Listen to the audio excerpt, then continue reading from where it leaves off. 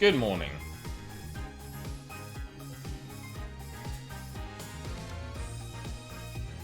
I'm gonna have to check the VOD after today.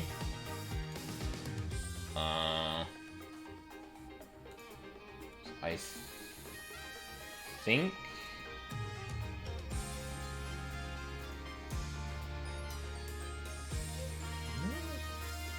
Connection looks fine.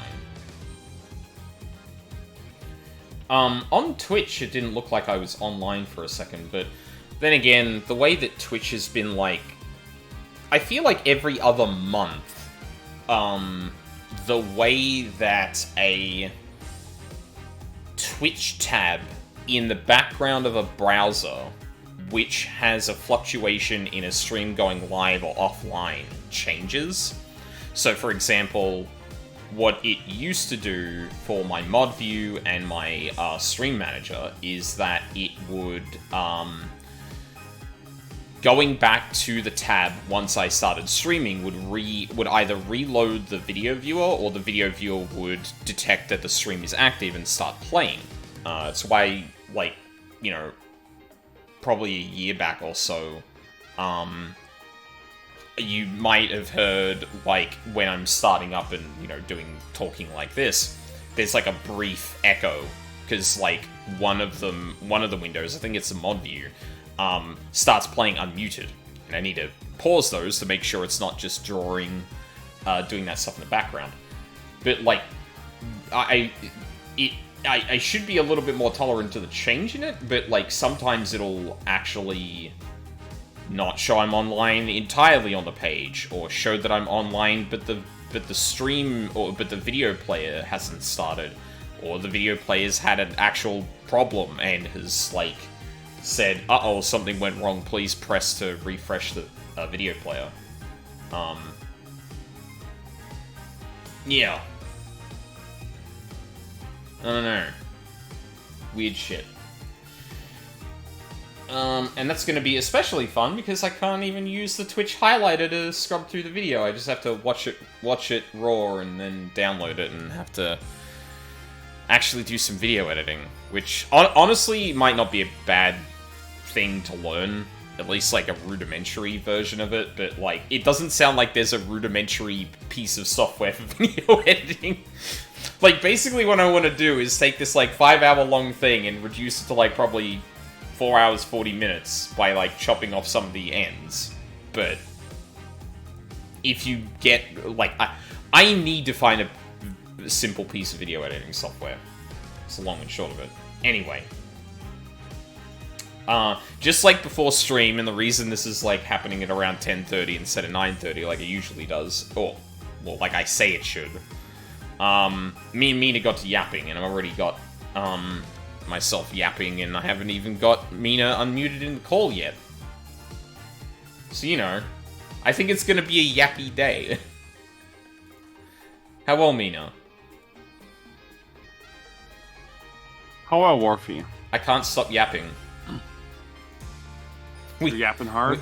Yeah, I just started going off on like, wow, it's really weird how like the Twitch tabs and sorry, not Twitch tabs, but the browser windows in those tabs have reacted differently over time, and how I switched to them and went, wait, no, none of them are showing me as online. What?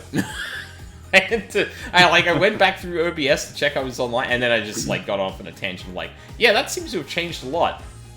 And then 3 minutes passed, and I was like, oh shit, there's a stream I'm meant to be doing. Yapper's curse. Oh, actually, I should do eye drops before we do this as well. So, okay, well, speaking of eyes, I'm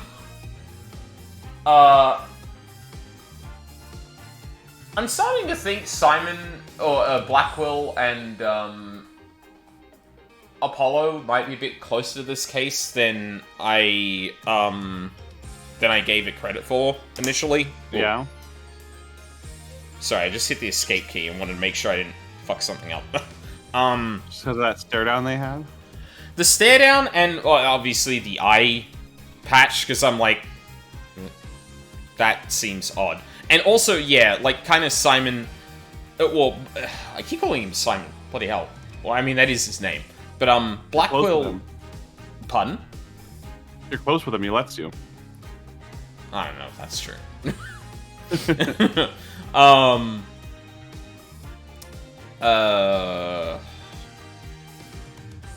Damn it.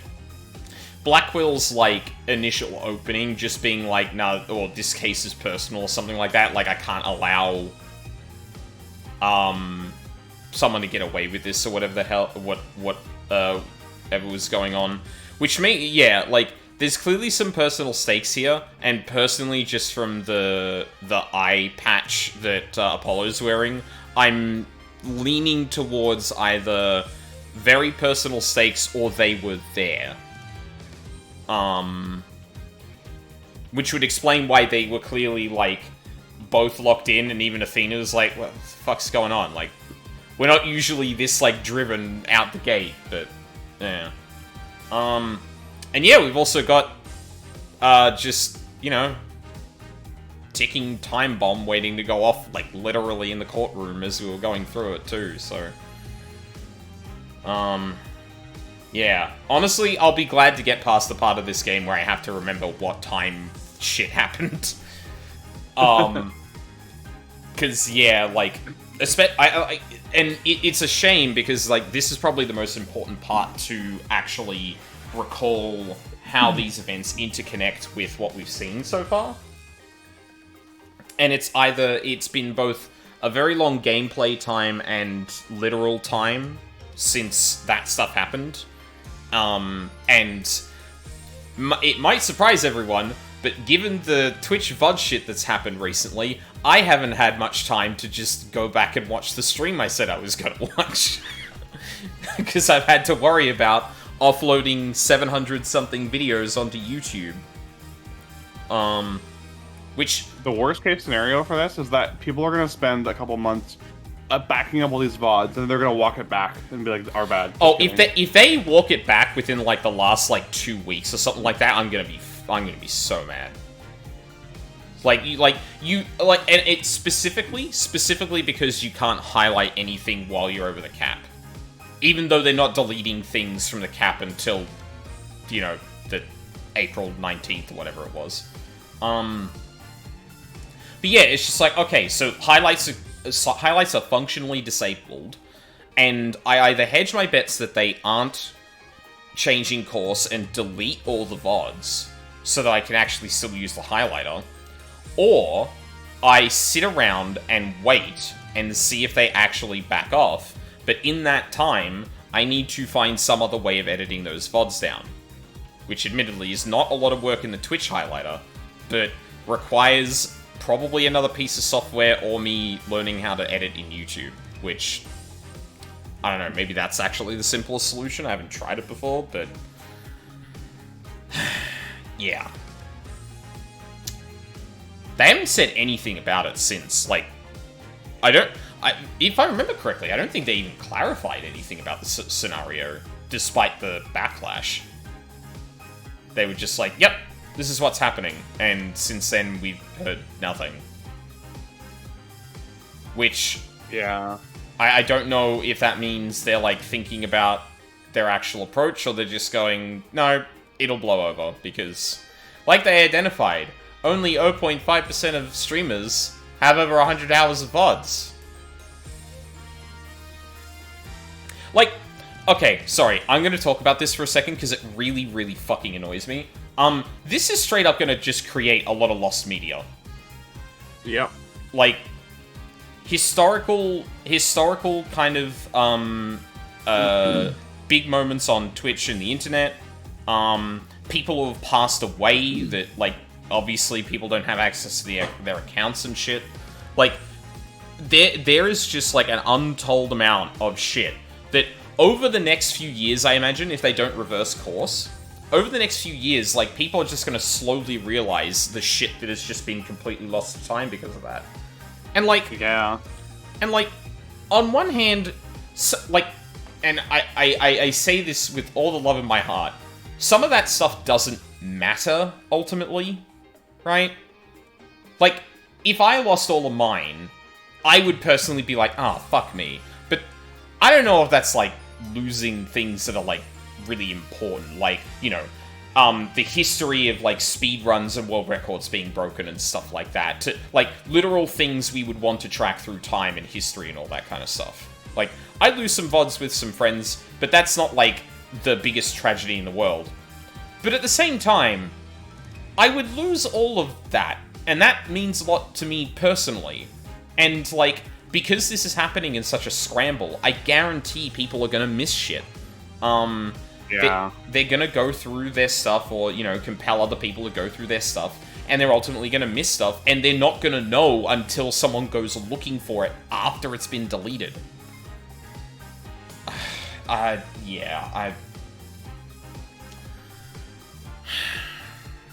Just complete, like, if you gave people a year, or like 6 months or something, that's like far more workable, right? You know, yeah, I agree. Or like, hey guys, down the line, we need to do this, so we want to, you know, open up to the community and ask, like, listen, what is everyone concerns about doing something like this? We want to put in safeguards so people don't lose shit or anything like that. And, like, because ultimately, like, a lot of the stuff that's historically been left on Twitch is obviously important to the community in Twitch, right? Like, fuck the rest of the internet for a second. Like, if you're just trying to think of this from a community-oriented standpoint, you don't want to just slash and burn the entire history of video that's on the site. You'd want to go, hey guys, this is becoming untenable. Well, actually, I don't think they've even... I don't think they've actually spoke to the reason that they are doing this, other than no one really uses this. Like, they couldn't improve it so people want to watch it.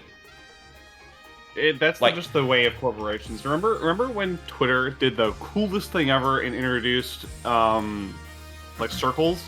Which yes. is like, cool. You have effectively made the private account obsolete. You have basically halved the amount of work you have to do into curating and upkeeping accounts, because everyone who has a vent account or like a private account is just going to make a circle. It's so much less information to handle. There's so many fewer email addresses you have to worry about.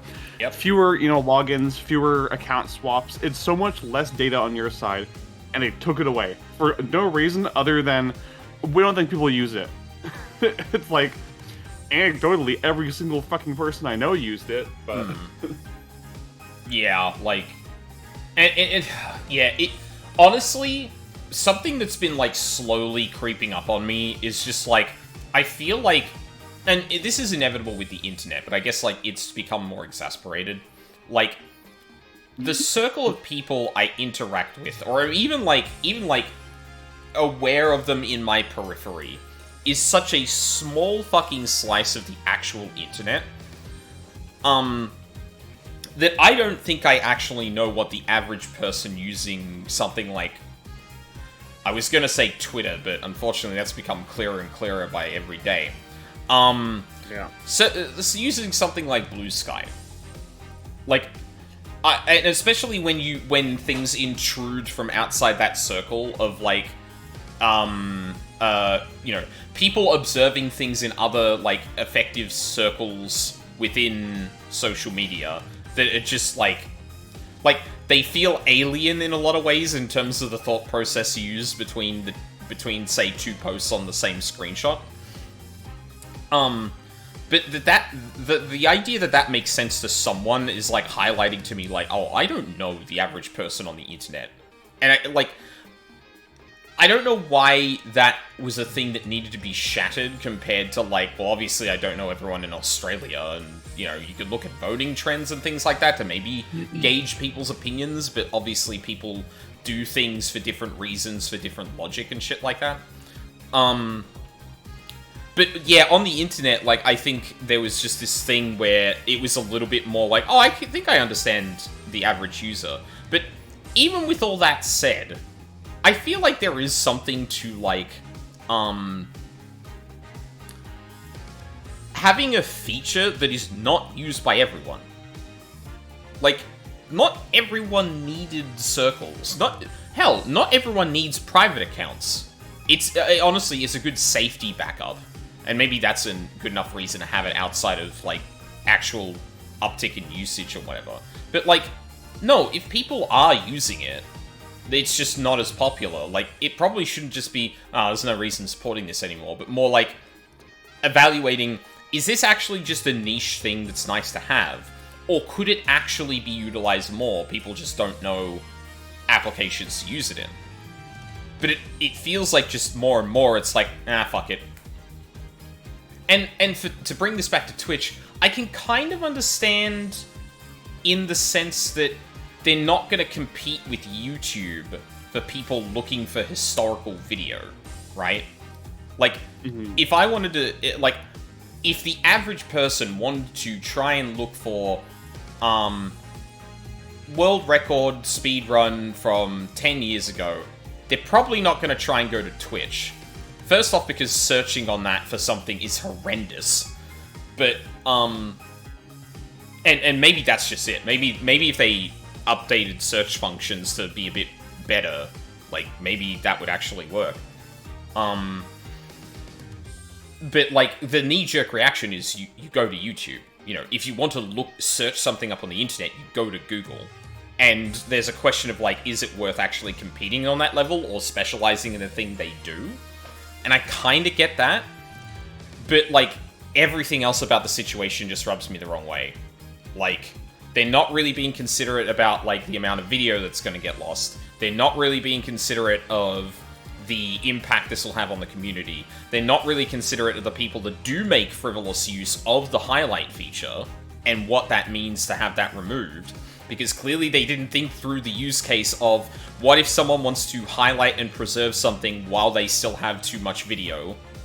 I think that should be a, like, incredibly specific, like, easy use case to think of. It's just... And that's why I think people have the knee-jerk response of, they're just trying to save space. Because they clearly don't give a shit. Or they have not showed that they give a shit beyond the actual potential memory impact of this change. Anyway. Yeah, See? It's just short-sighted capitalism. Like, yep. It's one of those decisions where, like, it's hurting way more people than it's helping, because it's mostly only helping them. This does not benefit your audience. This does not benefit your user base. It is a purely selfish decision meant to, you know, scrape the bottom of the barrel to see what pennies you can find down there, essentially. Yeah. And, like, you know, video storage is expensive. I at least have sympathy on that part of it. But, like, but again, for me to apply that sympathy to this situation, you would at some point need to have acknowledged that, yes, you know, this isn't great. We want to try and, like, make this as seamless as possible. And they haven't. So it's just like, okay, you're being callous and this is just a cost-cutting measure. We're just fucked if we want to have VODs that last longer than a week. Yeah. Yeah. Well, I mean, yeah, past broadcasts already expire within 2 weeks, and then, like, you know, for me, 100 hours of video is, like, average of 5 hours per stream. So that's, like, 10 weeks. So I could probably have, like, 2 months of video on highlights just there. But then they didn't have enough money for video storage. They have to give more money to Jeffrey Bezos. Well, to be fair, I wouldn't be surprised if the internal politics of being owned by Amazon was like, no, like, again, scrape the bottom of the barrel for any pennies you could find, because, yes, you should, like, the whole goal of company is to spend least amount of money to make all money. So, data storage expensive. That not pay less money. Pay less money for data storage. That give more money. Yeah. I definitely opened the stream saying the yap is in me today, and boy howdy was that true. Alright, let's play a video game.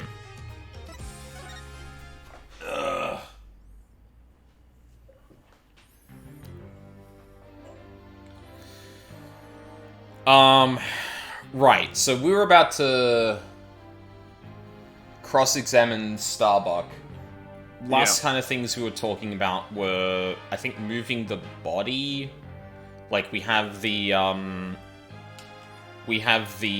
hi, Cookie. I'm sorry if I didn't say hi earlier. As you can see, a lot has been on my mind. I feel like we were focusing on the video here that shows absolutely no one's face, and honestly, I'm not gonna lie, it feels a little insane with Blackwell just saying, well, obviously this is the most incriminating thing, and I'm gonna say it's the most incriminating thing by implying the thing that would make it incriminating.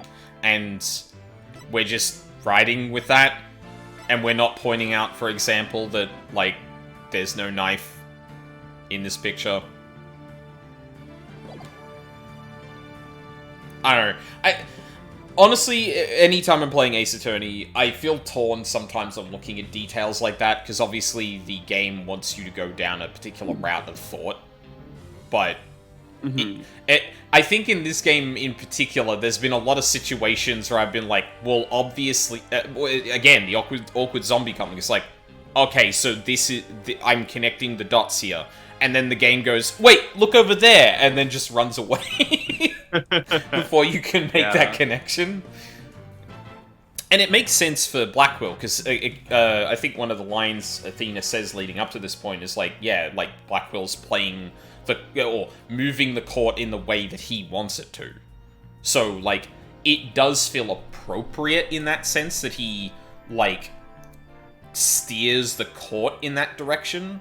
I just also think it's not a particularly enjoyable experience on the player end, and I don't think this game is utilizing that well, if that makes sense. Yeah, no, I totally get you. Like, the point might be to make the player character feel frustrated, but I feel like Apollo and Athena aren't focusing enough on, or like making some part of the story arc the point that Blackwell keeps doing this. Why do people keep letting him do this? It seems so obvious that it's... yeah. Anyway. I gotta stop yapping. We got video game to play. As long as he doesn't totally give up and say he did it, that is. I probably should have looked at the log before this happened. Oh. I didn't kill him. Awesome. Don't banish me to the moon, I don't care anymore. Wow, the super negative is he's going to be alright up there. He'll be fine, I think, yeah. No, he'll be fine. It's fine. All I did was support Clay over my shoulder and get us out of the rocket. Like always, I took the elevator down to You're doing the fucking Kip voice. Yeah, yeah, because he fucking sighs all the time, yeah. I also did actually, like, go back and look at some video of Kip, because, like, I had the voice in my head, but, like, I couldn't really, like, do it, if that makes sense. Like always, I took the elevator down to the middle level and headed for the corridor. Clay had passed out by the time we got the order to evacuate. I didn't kill Clay. I was trying to save him.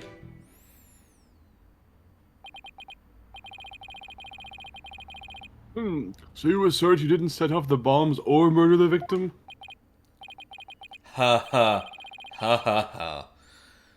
But I bet you think I'm lying, right?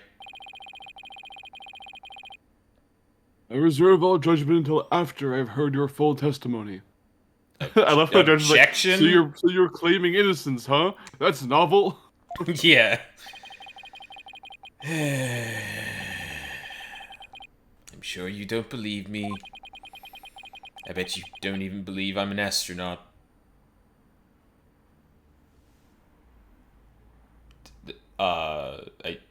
Buddy? I forget his first name. Whoop. Solomon. Solomon? Are you... Oh, wait. Didn't we already establish he has, like,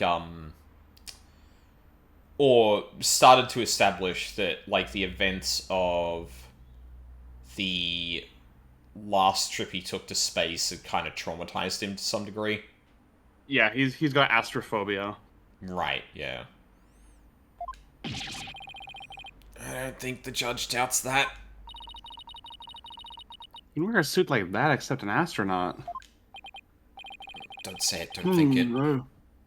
I do think it's really funny that in Ace Attorney the defendants were always arrested in whatever clothes they were wearing when they were found at the scene, and then seemingly not allowed to change. Yep.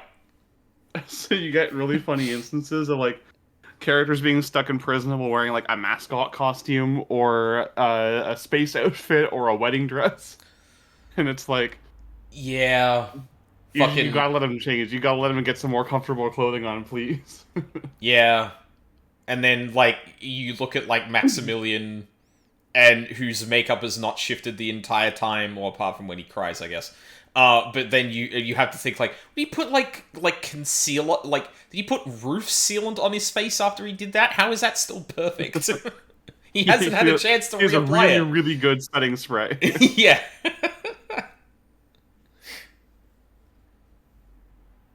I would say when I saw you in that movie, you appeared quite courageous, though I suppose reality never quite lives up to fantasy. It makes me wonder if that's Motherfucker actually... looks like a motherfucker looks like a whiteboard marker. Yeah, the hair things on the back are a bit too subtle in some of his poses. That he really just doesn't look like a rocket. He looks more like a fucking. Actually, hold on. Hey, look, it's It's Solomon Solomon Starbuck. Starbuck right in person. Fucking hell. Yeah, I have a whiteboard next to me to just like keep track of things and also reminders. So, I don't know why I didn't even think to do that the first time I saw him. To be honest, because the whiteboard markers are always sitting to my left here. Oh fuck. And guess I'm just a big disappointment. Ha ha ha ha ha. I really don't care what happens anymore. I didn't want to be around anymore. Apollo's like, "What do you want to you want to die?" I don't know. Oh no. He's completely given up.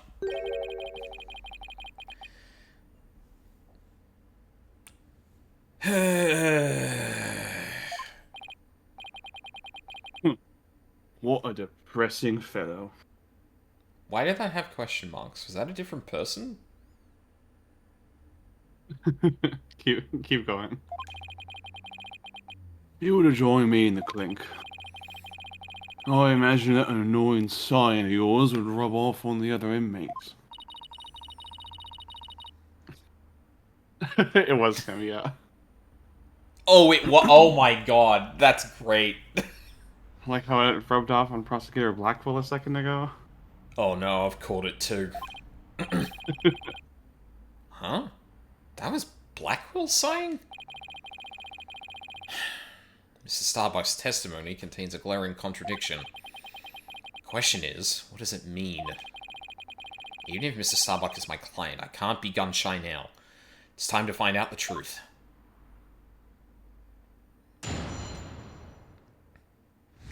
They even updated the model. Well, actually, yeah, I guess that makes sense. Like, in that little cutaway bit, it would just be looking at the model, so they didn't need to redraw it or anything. They just, here's Apollo model and what he's wearing.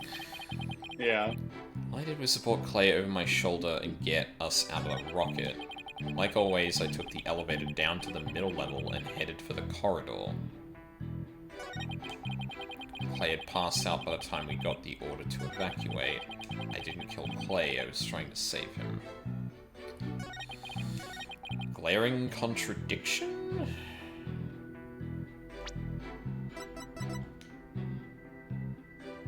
I took the elevator down to the middle level and headed for the corridor. There isn't a...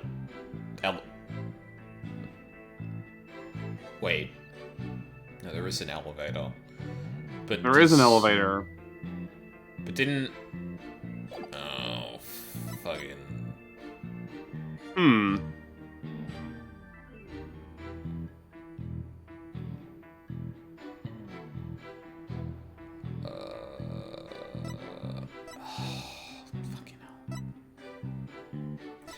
it's like frustratingly, like, there's something. I know there's something about this statement, but like, I even watched like the last like 20, 30 minutes of the last stream just to jog my memory, but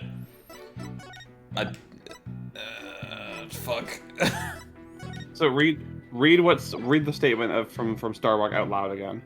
Like always, I took the elevator down to the middle level and headed for the corridor. So, I don't know if it's... Like, I'm assuming the elevator is this white shaft bridging the upper level and the middle level. Yeah. That's exactly it, yeah. It says elevator right below it. Yeah.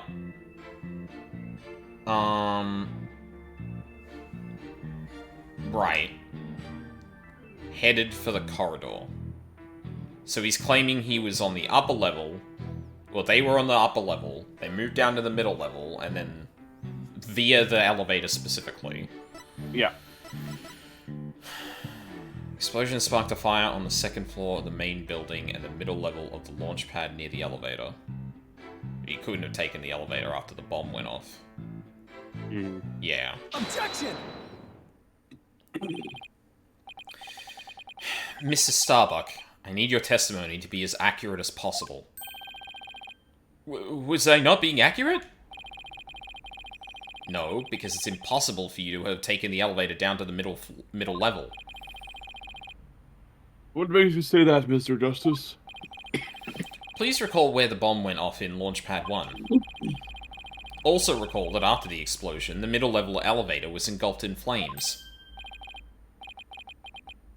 Oh, alright, which means... Exactly. The Launchpad's elevator would have been unusable. In other words... Mr. Starbuck, your statement is decidedly inconsistent with the facts. Is this a revamped version of the... What? What's with the helmet? Mission Command, do you read me? Come in, please. Objection! This is Mission Command. I order you to pay attention. Stop this nonsense and answer my questions, Mr. Starbuck. Yeah, my helmet. My oxygen tank. Oh my god. Oxygen concentration and body temperature declining. Requesting medical assistance. He broke up the one goddamn question. Oh my god. Boy. That boy Oh my god, that boy needs therapy. Mr. Starbuck, we are not in space right now. Please stop pretending you have lost consciousness and stand back up.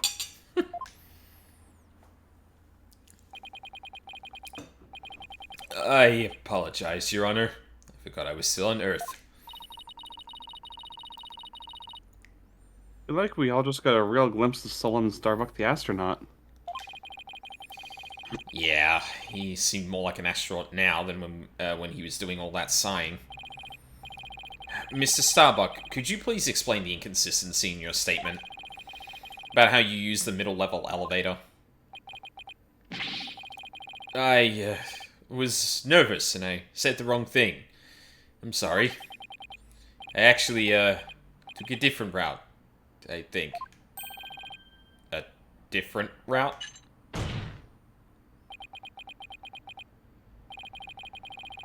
I hope you're able to deliver a straight story this time. I'll get it right this time. Maybe. No, I mean, probably. Probably. It's understandable to be nervous, but let me remind you, accuracy is paramount in court. I didn't kill him too. Oh, my escape route. Let's see. My escape route. What I said before was a mistake. I remember now. I took a different route. Maybe. Probably. With the capsule and clay in my arms, I made my way down from the upper level. Fuck off, you did not. No, you didn't. It's a fucking ladder. So you're Maybe he's saying... just really good at. Maybe he's just really good at getting his feet. He flips down the ladder using his feet and his head to balance.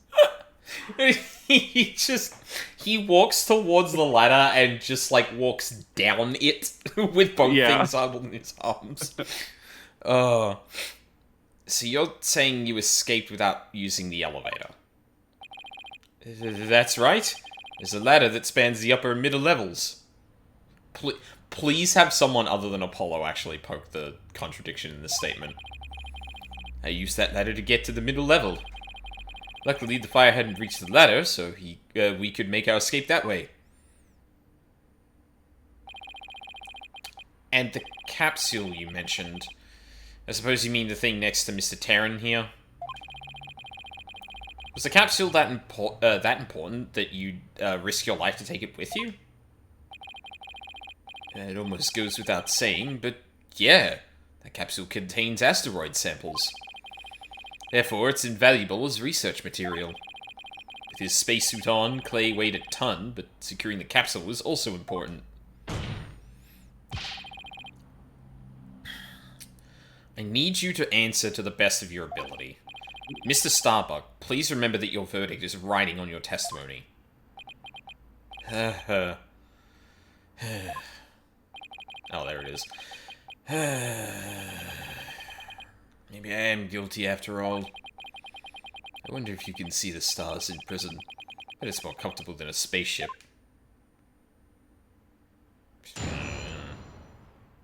Honestly, it's probably...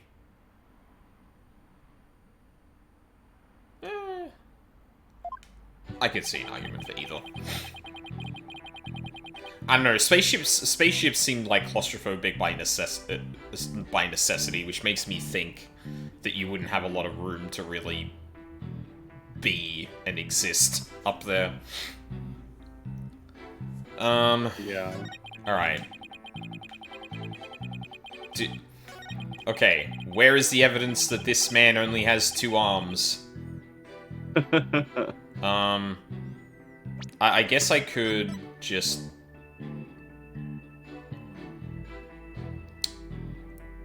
show the cross-section that it was a ladder? I don't know. Let me press this. The upper level of the launch pad area? That's right. That's what I said, isn't it? Granted, that route does exist. So, to recap, you had Clay over your right shoulder and the capsule in your left hand. Yeah, it's really important, so I couldn't let it get burned up. So even though Clay was really heavy, I couldn't afford to carry him with both hands. I did the best I could with him over on one shoulder and the capsule in my other hand.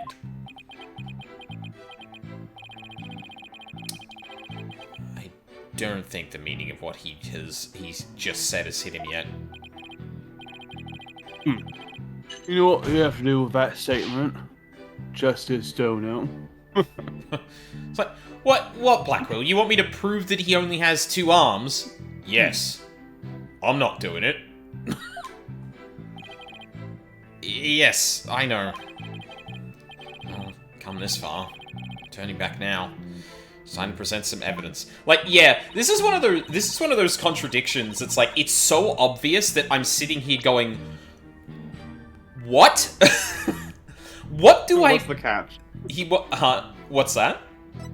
You're like, what's the catch? Yeah, it's like, well,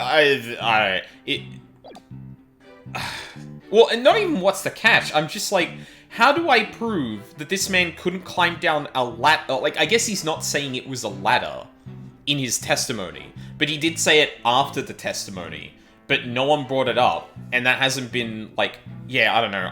I'm guessing here that I just need to present the cross-section, because that shows that it's a ladder, and that you can't climb down a ladder, because that's self-evident.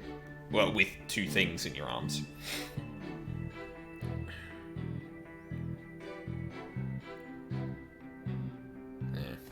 Oh, sorry, this is my line.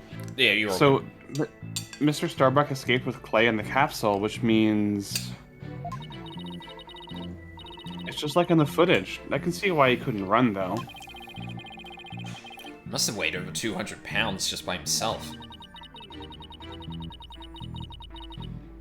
Yeah, and he had to support Clay, who was another 200 pounds. Plus, he had to ensure the safety of the capsule. I don't think I could have even walked under those circumstances. Walking straight forward is probably about all I would have been able to manage. Alright. Yeah, I guess cross-section. Objection! Yeah. Because he's avoiding the topic of the route he took. I guess it's just a weird choice to then clarify that, like, you're talking about the ladder, right? And that, like, we would then go back to then essentially establish that it was the ladder? Yeah. Mr. Starbuck, why don't you just tell the truth? The truth? Let's see. The Earth is blue? No, that's not right. So, yes, the Earth isn't blue? Yeah, that's it. The truth, Mr. Starbuck. The oxygen concentration is super low in this area. Prepare the emergency oxygen tanks. Mr. Justice, the witness appears confused. Please help draw the truth out from him. Mr. Starbuck, under the circumstances at the time, you couldn't possibly have reached the boarding lounge via the upper level route. Huh? Not as long as this was... along the escape route. Take that! Help him draw. Give him a pencil. I'll circle the thing here. To get down from the upper... from the upper to the middle level, where the Launchpad 1 corridor is, you would have had to go down the ladder. Isn't that right, Mr. Starbuck? Of course. That was the only way we could escape. Objection! But how would that work? At the time, you were supporting Mr. Terran over your shoulder, were you not? And remember, he was in full space gear as well, putting him at over 200 pounds. Oh... Well, it's easy on the moon. Gravity is only 1/6 of what it is on Earth. Don't worry, I'm very aware. Objection! But the Space Center is located on Earth. Short of being an octopus, climbing a ladder with an adult male in space gear in one arm, while carrying the capsule in your other is impossible, wouldn't you say? Oh. So, Mr. Starbuck, how exactly did you climb down that ladder with your arms full? Ugh. Mr. Starbuck, come clean and tell us the truth. Now. Ugh. Engineer, where's that engineer? Oh my god. What? What the? He's flying the coop. Help! I'm caught on the ceiling. Help? Anyone?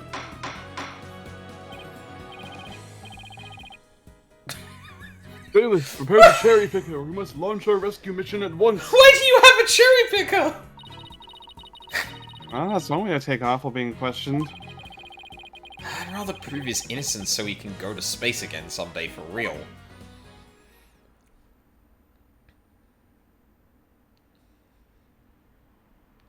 Who let him with that parachute in here anyway? Now then, Mr. Starbuck, do you think you can keep your feet planted on the ground?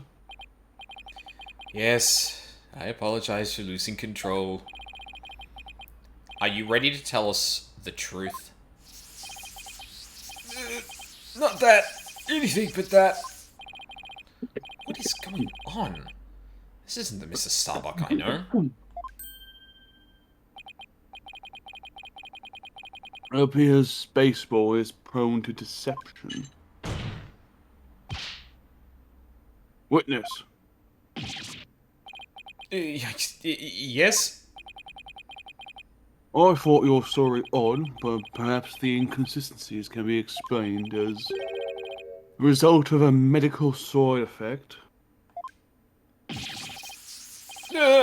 Prosecutor Blackwell, please don't talk about that. What are you talking about, Prosecutor Blackwell? Oh, didn't I already state that Space Boy is ironically terrified of going into space? That's why he took some precautions just before the launch. High as balls, he was. For you see, traces of this anti-anxiety drug were found in his system. Oh. I sense things are about to nosedive.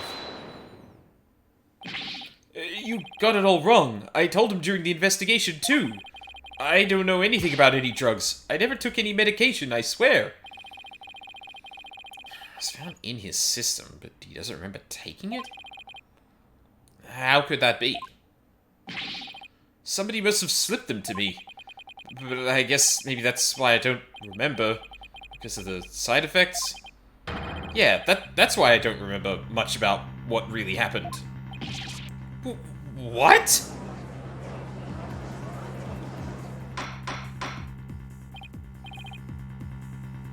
Order! Order in the court. I'm struggling to remember another time someone was drugged like this other than the Steel Samurai. Up until this point. Let me think. I'm going through all of the cases in my brain.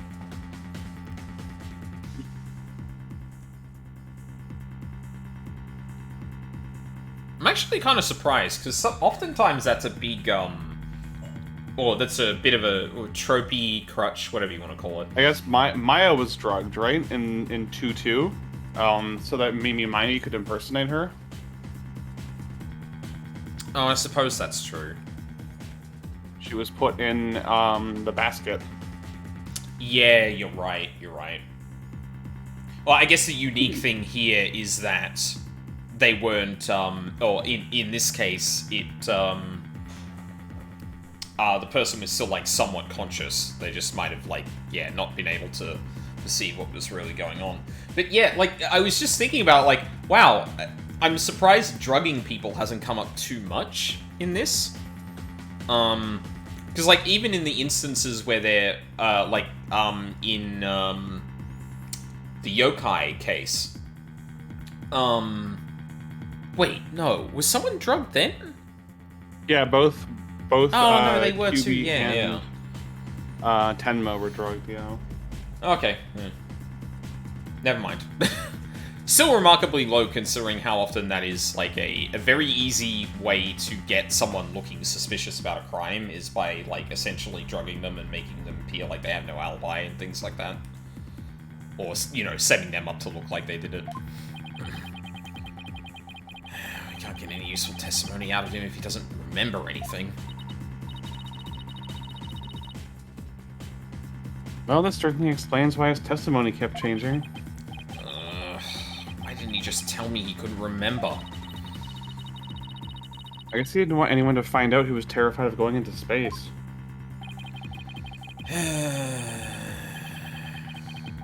Maybe I really did do it. Which brings us to the answer of our original question. Of how the witness climbed down the ladder with a dead body. It does? So what is it? A dead man feels no pain and makes no complaints, Justice Downhill. So the body was simply dropped down from the top of a ladder. Oh my, I see. And then the defendant could climb down with his free hand.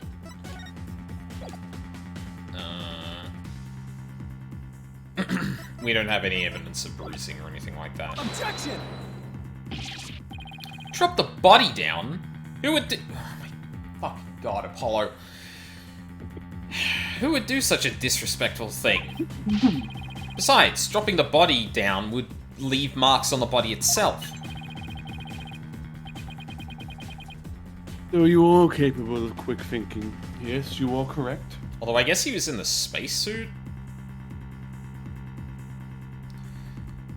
given the way this looks, I'd imagine a lot of his body would have been padded, but his fucking neck would have hit, like the metal around it. Like, the rest of his body hits the ground, the metal thing doesn't move, and his neck gets jostled back. Or, like, he probably would have actually had, like, a bump on his head, if anything. But then again, I guess he was wearing the helmet. And the cushioning, some cushioning from the fall wouldn't be contradictory with being stabbed, because, stab-proof things don't... Well, stab-proof and fall-proof are not the same kind of structural reinforcing. Really? Oh, thanks? Ah! Huh? What's this? It's the oxygen tank from the victim's spacesuit. It's ruptured, and I'm sure you can figure out why. Well, there was also an explosion, so, like... And that's probably where this is going to be important, too. Because if we ever establish that actually Terran was the one carrying Starbuck, then suddenly that being intact means he couldn't have been thrown down. But that's cart before the horse, kind of where we're at the moment. You can't be implying it ruptured when the defendant dropped the victim's body. I am, for they fracture easily when struck. Objection! Even if that's true, the tank's explosion and shrapnel would leave its mark on the body. Yet, according to the autopsy report, only the knife wound was found on the victim's body. Thank you, Apollo.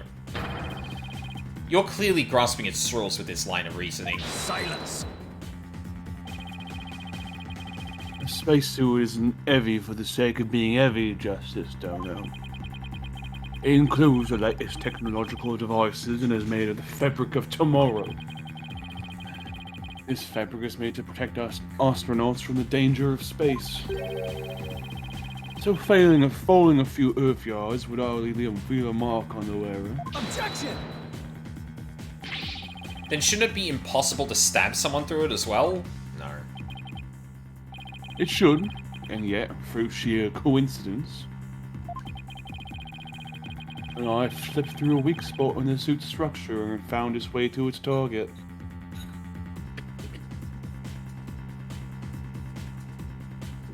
Okay, that's an interesting detail.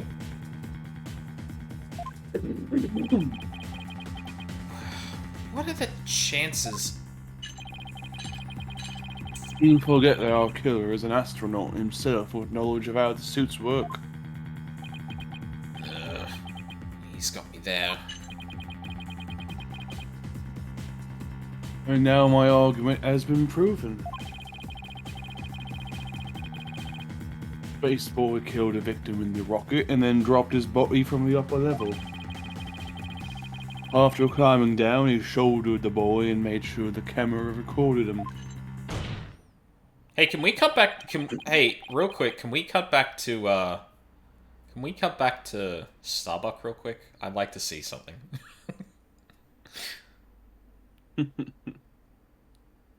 There's no room for debate about these facts.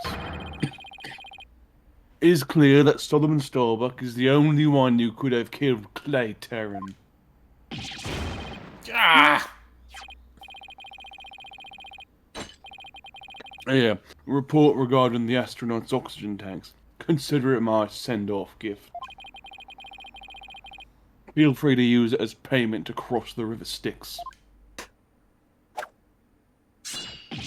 Ah! The victim's tank was ruptured with 0% left. The defendant's had 80%. Remaining oxygen is displayed on the left shoulder. Oh, so the defendant had 80%. Oh! Thanks, Blackwell. You just undid your argument. Hey, this report's pretty detailed.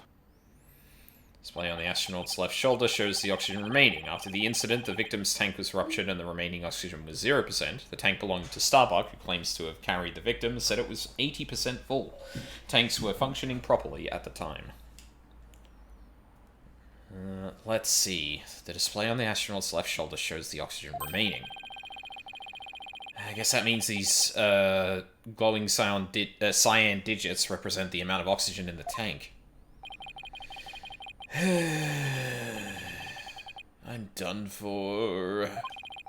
I'm in prison instead of space. Space boy. Yes. I'm kind of losing it every time he calls him Space Boy, because that's what Dib calls Zim in Invader Zim. Oh, yeah, it is. What's the matter? Afraid of beans, Space Boy? Yeah. God. There you go. The bejeweled night sky is still beautiful even when viewed through bars. You mean the stars as seen from prison? That's right. Your cell will be your spaceship. Picture a view through the iron bars. It's like being an astronaut in your own craft for all time. That's not a half-bad thought. Mr. Starbuck? Prosecutor Blackwell got to him good. Spaceship prison cell. Fly me, my guilt, and my despair into the deepest, darkest space. And then let's get sucked into a black hole together. Objection! There's not a black hole close enough for you to get to. Mr. Starbuck, you can't give up hope. Oh. Yes, Apollo? You know Clay really looked up to you. He said you were an incredible man. He said you never give up your dreams and passion for space, no matter the situation. He said that? So don't give up now and help me prove your innocence. For the sake of the man who respected you and believed in you, Clay Terran. For Clay. You're wasting your breath.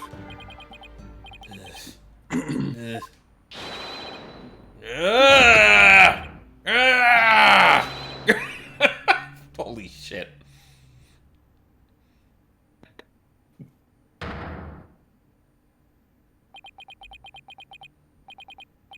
Apollo, thank you. I can see things clearly now. Mr. Starbuck? I'm fine now. Thanks for reminding me of my life's mission. Right. We'll both be fine. I'll prove you're innocent. You'll see. And after that, we'll get you back into space. Yeah! You've ignited the booster rockets of my soul! I'm on fire! I am Solomon Starbuck, astronaut, a cosmic hero chosen by the universe itself.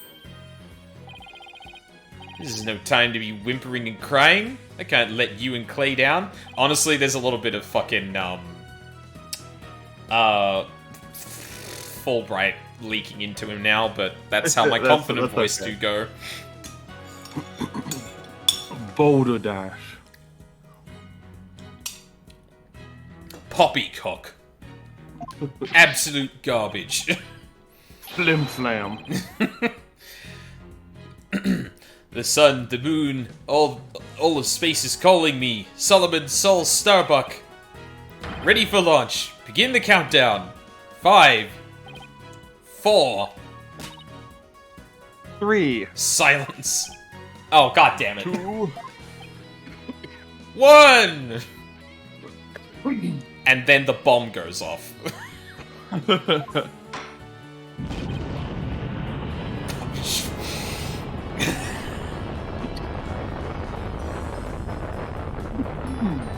He actually propelled himself off the ground for a second there. Jesus. Well, I feel like I've witnessed an actual rocket launch. Apollo, you did it. You broke Prosecutor Blackwell's grip over Mr. Starbuck. I can't take the credit. It's all Mr. Starbuck. He pulled himself through. Okay, just one thing real quick. A lot of the stuff we've been focusing on in the game so far has been like, you know, Blackwell's kind of like psychological hold over people. And, like, obviously Athena's got a thing that kind of delves into that a lot. It really would have meant a lot more if we had a mechanical impact on what just transpired. But, like, there was nothing. It was just all... Yeah. Why is this emotion thing here if not to break shit like this? God damn it. I'm just seeing missed opportunity after missed opportunity to really, like, blend the gameplay and the narrative happening, even if it's just in little ways. But it's really, it's happened so often with a mechanic that feels very contrived that it just sticks out to me every single goddamn time. Ugh. Two simpletons are done massaging one another's egos. No matter how positive your mood, my advantage remains unshakable. Like, this just seems so backwards, because we're sitting on a very explicit contradiction between the evidence right now, and the thing that shook Starbuck out of his reverie is not that Apollo is sticking with his guns, or that, you know, Athena is actually managing to, you know, loosen Blackwell's grip on him. It's just, it happened all in dialogue, and the gameplay happens after that. And I don't know, that just feels incredibly backwards, given... honestly, this is something that happened a little bit in Apollo Justice as well, where, like, the very last case, you didn't really do a lot to get the verdict, which in one small way is kind of the point because of the trial system being kind of showcased, but on the other, like, it just didn't have much more to it. Like, am I reaching there, or does that seem like it's been a bit of a pattern since then? Or, not, well, I guess it hasn't happened in every case. Like, the special case, I'd say, didn't have it. Yeah, I honestly think that this game feels the most like a visual novel and not an adventure game out of all of the Ace Attorney series. Like, it is, like, pound for pound, the least interactive of all of them in terms of how much stuff happens without the player's input.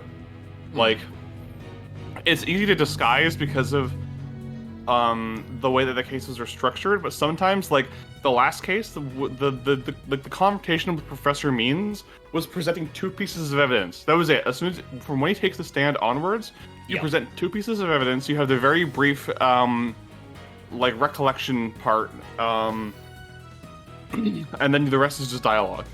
Yeah.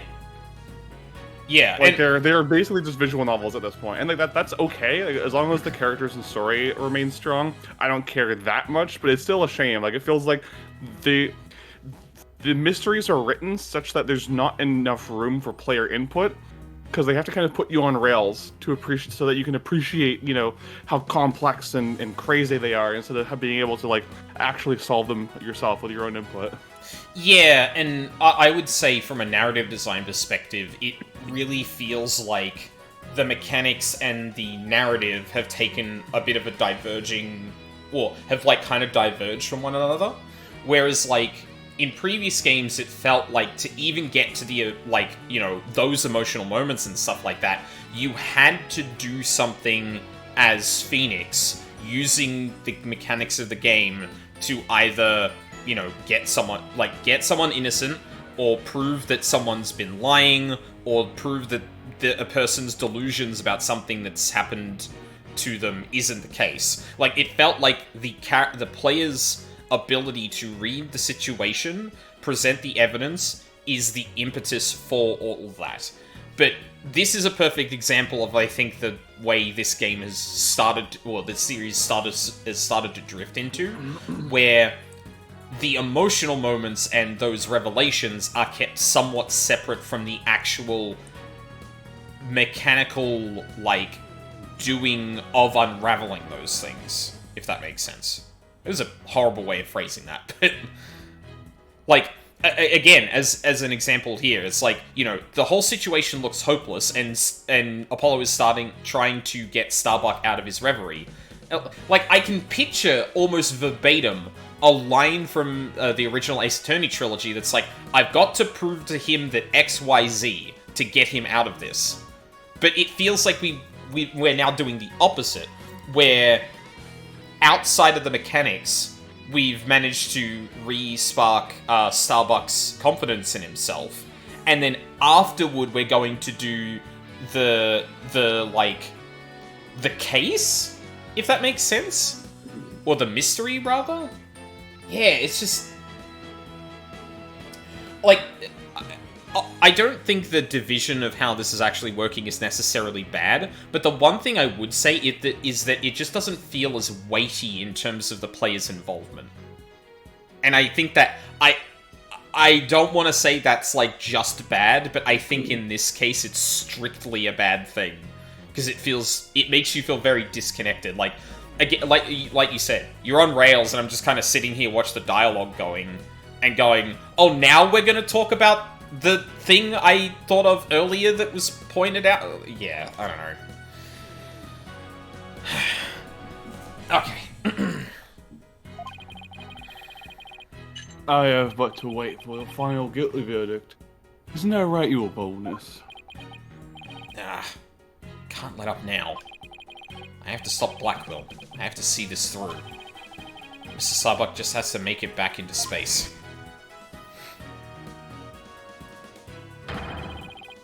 Won't allow Clay's dream to remain unfulfilled. Like, yeah, it's just...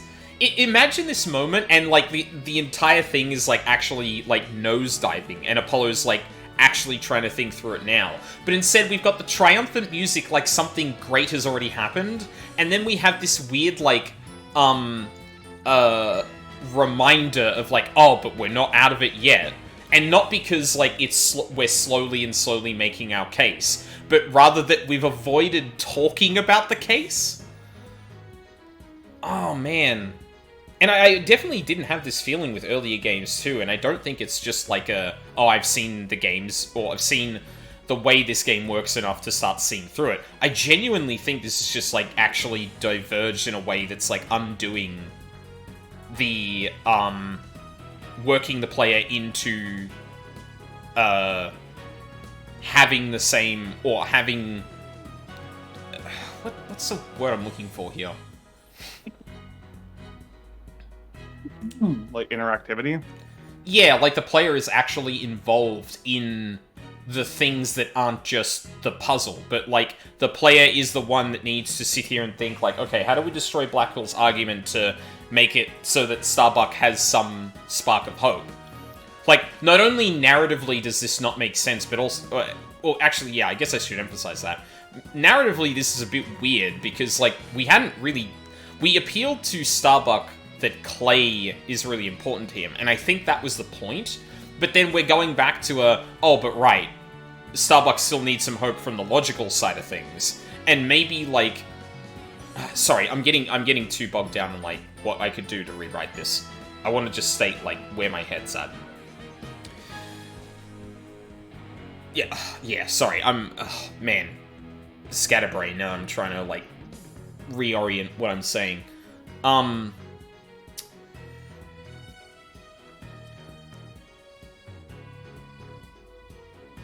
Like, it's one thing to see, like, a visual novel story unfold. It's another thing to be involved in unraveling it.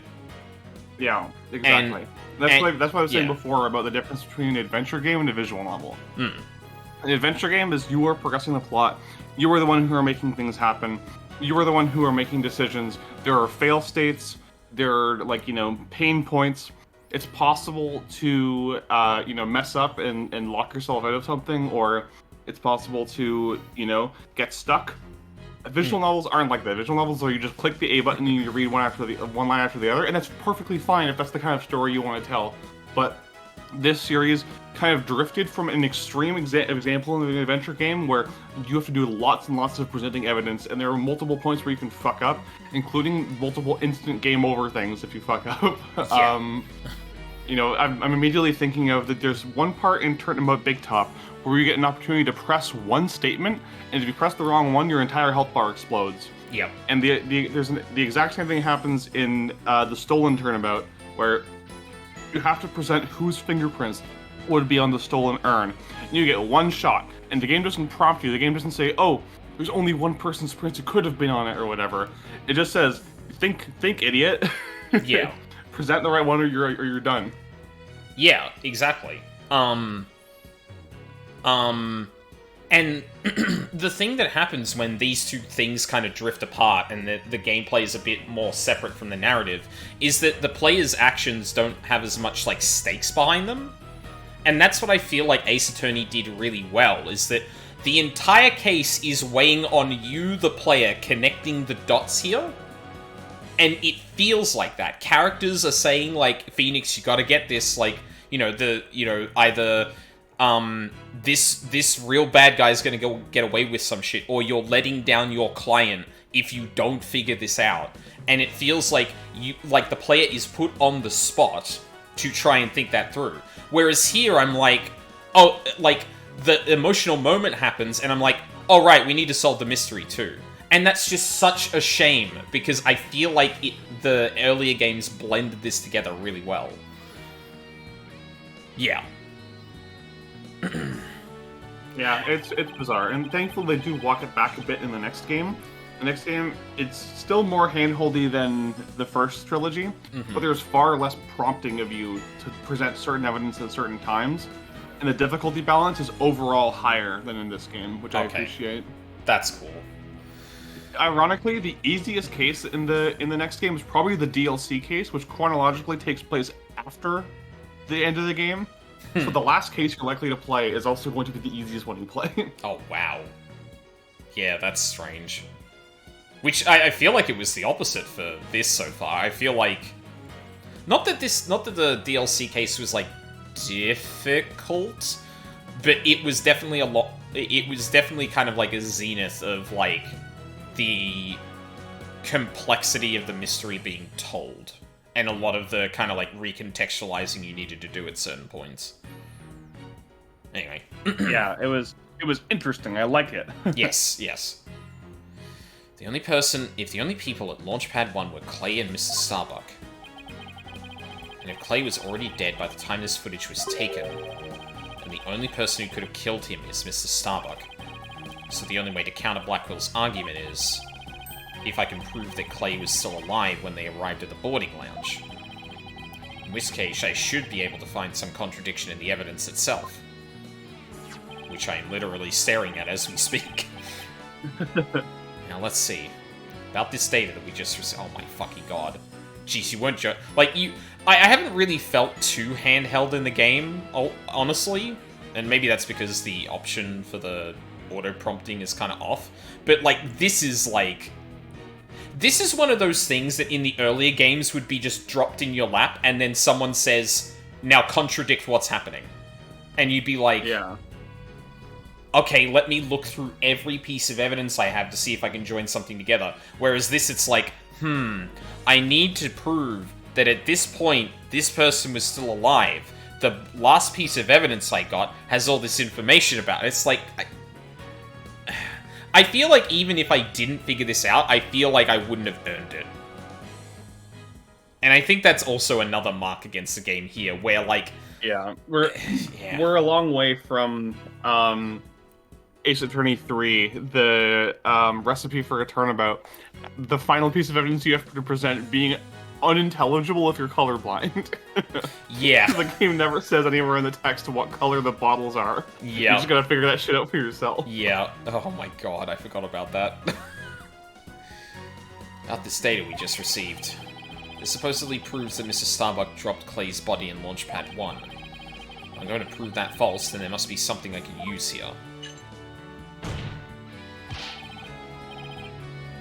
Enough of this farce, your boldness. Let's have your verdict. Objection! Prosecutor Blackwell, you seem to be in quite a hurry to rush the verdict. But about this oxygen tank data you submitted just... Are we not even...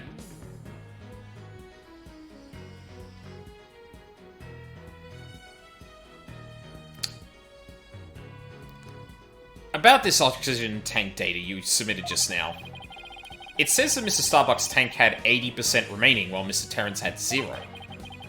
Do you stand by the accuracy of this report? Of course. Like, this is the kind of dialogue that would happen after you present evidence in the older games. Exactly, yeah. Like this is one of those points where, like, hey, it's... show me 2 pieces of evidence that contradict each other. That would have been the question, right? Yeah. It's like, I need to think of a contradiction here, and there's no prompting as to what you need to point out that's wrong. It's just, alright, Mr. Justice, if you can't show me 2 pieces of evidence that seem to contradict each other, case is over. But here, it's like, Apollo has done 90% of the legwork to get to the conclusion. Oh my god.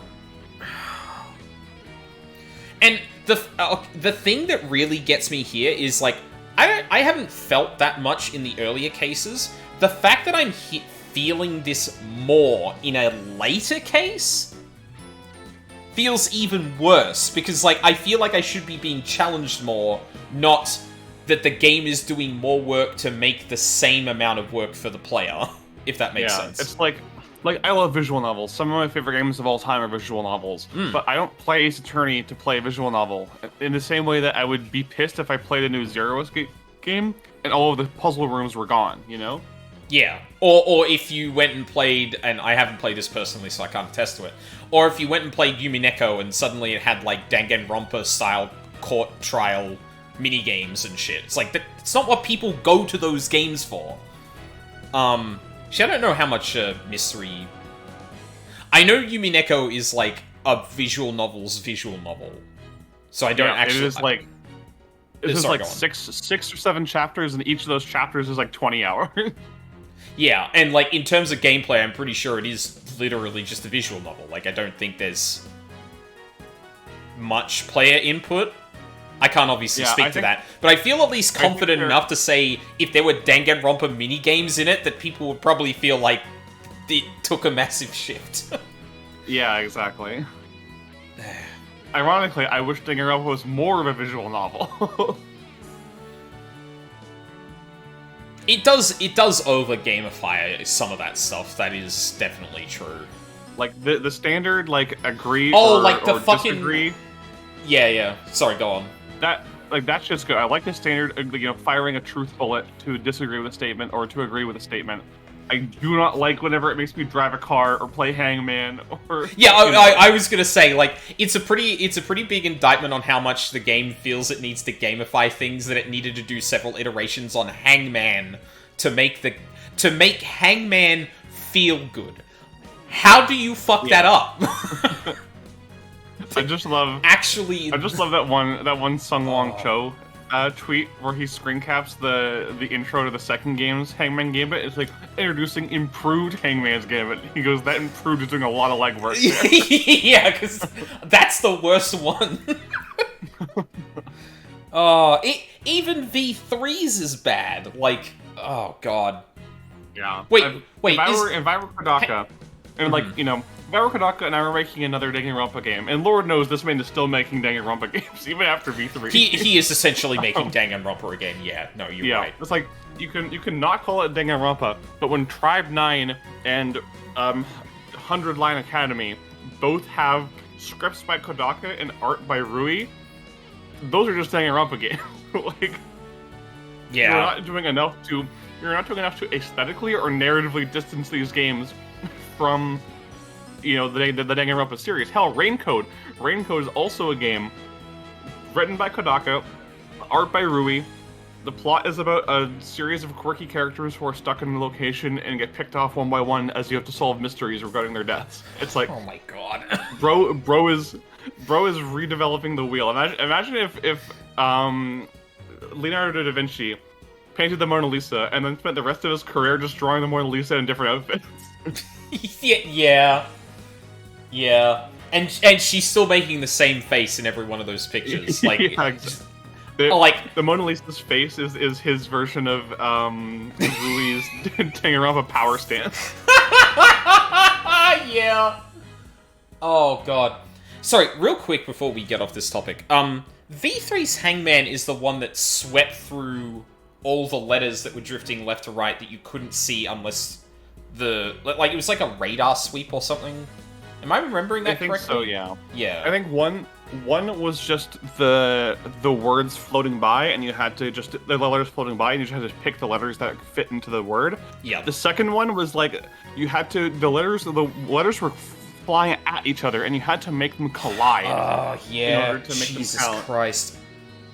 And then I think V3 was like the radar. Like you just had to search around for the missing ones, and then grab the ones as they swept by. So it's like the first one, but with a little bit more involvement because you can't see the whole screen at once. Yeah. God, those mini games are like, and the funny thing is, like, this game actually has a cut down version of the oh fuck, what do they call it? It's the one that's the driving minigame in V3, and it's the snowboarding thing in 2. Oh, Logic Dive. Dive, yeah. Logic Drive, I think it was what it was called in the third one. Yeah, which for those who don't know, it's effectively like, you do a little gameplay segment, and then it asks you to choose between 2 or 3 options to answer a question. And it's meant to do what this was doing, what this game does in a few places, where it goes into the mind bullet, where someone just, like, it's going through a series of steps to link these facts together, and at each point it just asks you to pick an option through this line of logic, which actually makes the most sense. And, like, funnily enough, that would have been perfect. Oh my god. That mechanic is actually so good at both hand-holding and asking you to answer the questions at the same time. Because they narrow the choice space to, like, 2 or 3 things at any given point. And, yeah, we're bringing this all the way back to this game, thankfully, because I don't want to stay on this too much longer, but it really is kind of remarkable that this game came up with a more refined version of that logic dive that is a lot more cut down, is basically only the core that matters, and manages to act as, like, a neat way to handhold the player in terms of, like, prompting them to be like, okay, so if A means B and B means C, what does that mean? And it gives you, like, maybe 3 options, kind of like a lot of other parts of Ace Attorney. But because there's gameplay in joining the dots up to that point, even if it may seem obvious, you do actually catch people up who are missing things by prompting them with limited options. And yet this game does the most hand-holding of any in the series, despite the fact it invented a mechanic that was better at doing that than literal hand-holding. It's remarkable, yeah. Oh my god, yeah, wow. Anyway, I guess it simply means that it's faulty as evidence.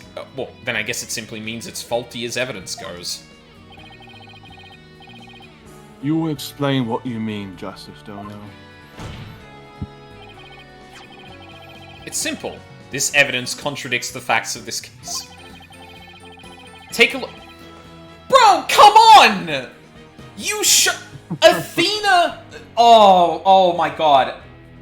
Talking to Athena, we literally brought this up already. What are you doing? This isn't even the flashback thing where it's just adding, like, context or flavor to the actual situation in most circumstances. We're looking at a block of text we literally looked at less than a minute ago. Oh my god. Take a look at where, here, the detailed description, and you'll see what I mean. I hope you have some evidence, Mr. Justice, because I don't see what's so contradictory. It's almost like you haven't actually pointed to a second piece of evidence. Yes, Your Honor, right away. This is the evidence that the oxygen tank report stands in contradiction to. Take that!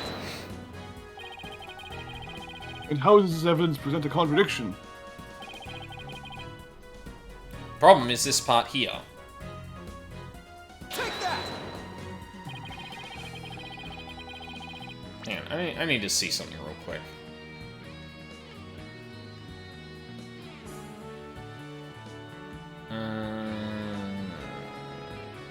Okay, at the very least it didn't talk about the numbers in the screenshot, but... or in the video, but... yeah, I'd...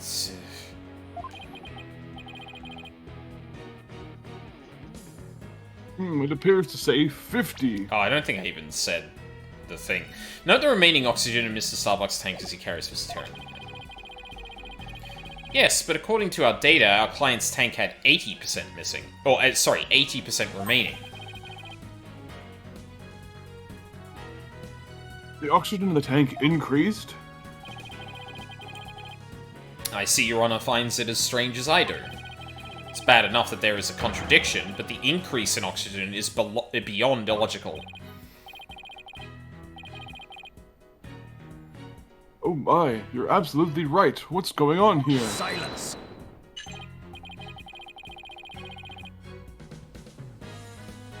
I too find it odd that the oxygen remaining is increased.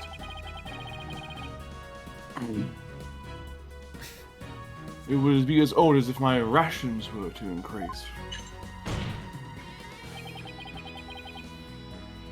Well, what does that prove?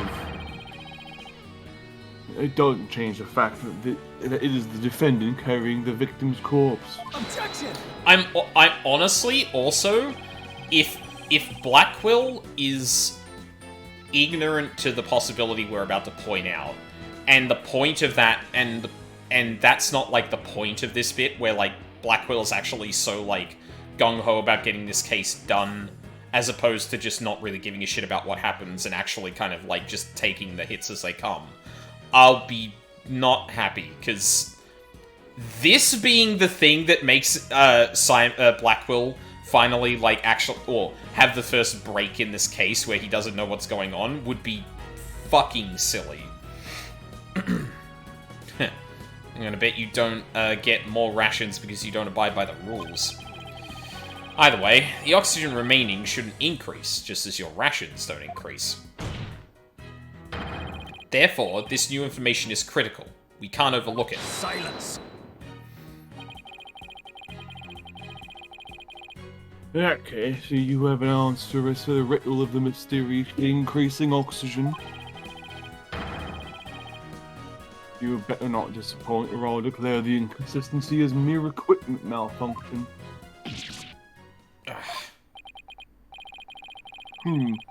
Once good as Blackwell has a point, I suppose it could be a mere simple malfunction. Mr. Justice, if you cannot provide an adequate counter-argument to this point, I'm afraid I must bring this trial to an end. So, do you think you can explain why the remaining oxygen levels increased? Of course I can. The thing to do... Okay, I know this is kind of prompting, like, Phoenix's advice in that, but this is turning into a crutch as well. Yeah. Like, it's explicitly removing the option that the oxygen has been added. Like, because you could have just shown, like, oh, well, what do you... Well, I think it's... And then shown 3 options, and it would do the same... Like, yeah, this is actually my biggest problem with the game, is that you can rely on mechanics to actually do the hand-holding. By presenting limited options, by prompting the player to actually choose something, you make them stop and think about what's happened. And you can have that have some nudges into certain directions, and you can have that not have nudges in certain directions. So, an example I probably brought up a million times before, because it's, like, still stands out to this day. In P4, when the game just turns to you and asks you who culprit is, it doesn't nudge you in a direction. In fact, it gives you a list of pretty much every named character you've ever seen, and just goes, guess. Like, that would be one way of, like, not, well, yeah, that's the extreme of having, like, no hand-holding in, like, the mechanical presentation. It gives you every option. It could be anyone. The game is giving you no hints to that. But when the game does have limited options, then it does, like, prompt you to think, like, well, if none of my options are here, clearly I've been thinking about something wrong. If one of the options is there, and I like that, I'm probably going to pick that one. But if other options make me go, hold on a second, is that even possible? Like, you get the player thinking about this, but, like, every time... And this is the kind of thing where I feel like the narrative... Like, what do I want to say here?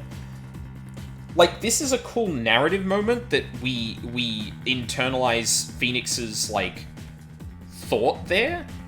Or, like, his whole thing about, like, turning the case upside down and stuff like that. But, like... The fact that it keeps getting prompted loses narrative weight, so you're only doing this for the hand-holding side of things. And it's just like... Maybe it's because this particular segment has been so dense with it that it's actually just, like, making me really mad. But it's getting infuriating that it keeps going back to this shit. Oh my god. Just, like, let someone think through the things, please. Yeah, this is what I mean by it's hand-holdy. Like, it's not like it's telling you what to do, but it's like it's signposting and like railroading you so hard that you would have to like actively try to choose the wrong thing. Yeah, like when you told me there was some whole mechanic in the game that like prompted you after you like got to the end of testimony or whatever. Like, I thought, like, oh, I just turn that off and that's it. But no, it's, like, interwoven into, like, the narrative and, like, the base mechanics of the game that it keeps, as you say, signposting these things so heavily that, like, you're not allowing for those moments where you just see 3 options on screen and you're like, okay, it's probably not the first one. The second one seems plausible. What the fuck is even that third one? Wait, hold on. Is that third one possible? Like, the amount of times that happens in previous games, and it never lost its luster because it kept getting more and more ridiculous each time, is like, it's such a really neat touch, and yet it's preempting moments like, in this game, it's preempting moments like that so much that it either just, like, effectively does the choice for you, or by the time you do get those options, it's obvious. And you just rob the player of that, like, hold on. Is that possible? Because you've already done the legwork of making them think that it is possible. Alright. The thing to do at a time like this is turn my thinking around. Mr. Starbuck has no memory of it, but he claims to have carried clay. So this man with the 50 on his tank ought to be Mr. Starbuck. But if anything, the display on his oxygen tank should have shown an 80. This is a clear contradiction between the report and the security footage. So what I should be asking is not why did the oxygen level increase? Like, honestly, if it just said, okay, this is the time to turn my thinking around, and didn't do this bit, I might be fine with it, right? Because it is kind of prompting you, but then it leaves the decision up to you. But this is gonna say, why did the oxygen level increase? But rather, why would that reading make sense? It's not. I'm not gonna exactly say that, and I fucking hope not. Because if I manage to predict that, then Jesus Christ. But yeah. Well, in fact, let's see. What had to have happened to make it look like it increased? Right. Am I making some kind of mistake in my base assumptions here? What? Like, oh my god! This right here! This is it! This is the apotheosis of everything I've been fucking talking about. This is the line. Well, apotheosis is the wrong word, I think. This is like... apotheosis is ascending to godhood. Yeah. There's another A word I was thinking of, I think.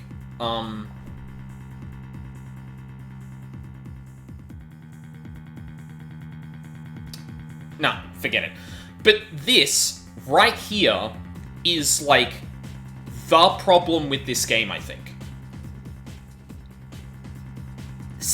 Like, a character saying out loud in case 4 of this game that I am making a mistake in some of my base assumptions here is something that was passively done by, like something as simple as presenting a bunch of options to you, and the most ridiculous one is probably the actual correct one. It did that without prompting it, it did that without saying a line. And it'd be one thing if this was, like, a particularly difficult point to unwrap, right? And you need, like, the mystery was actually complex enough in this instance that Apollo saying this, like, is, like, you know, reinforcing with the player, like, hey, you need to sit back and really think about what you're seeing here.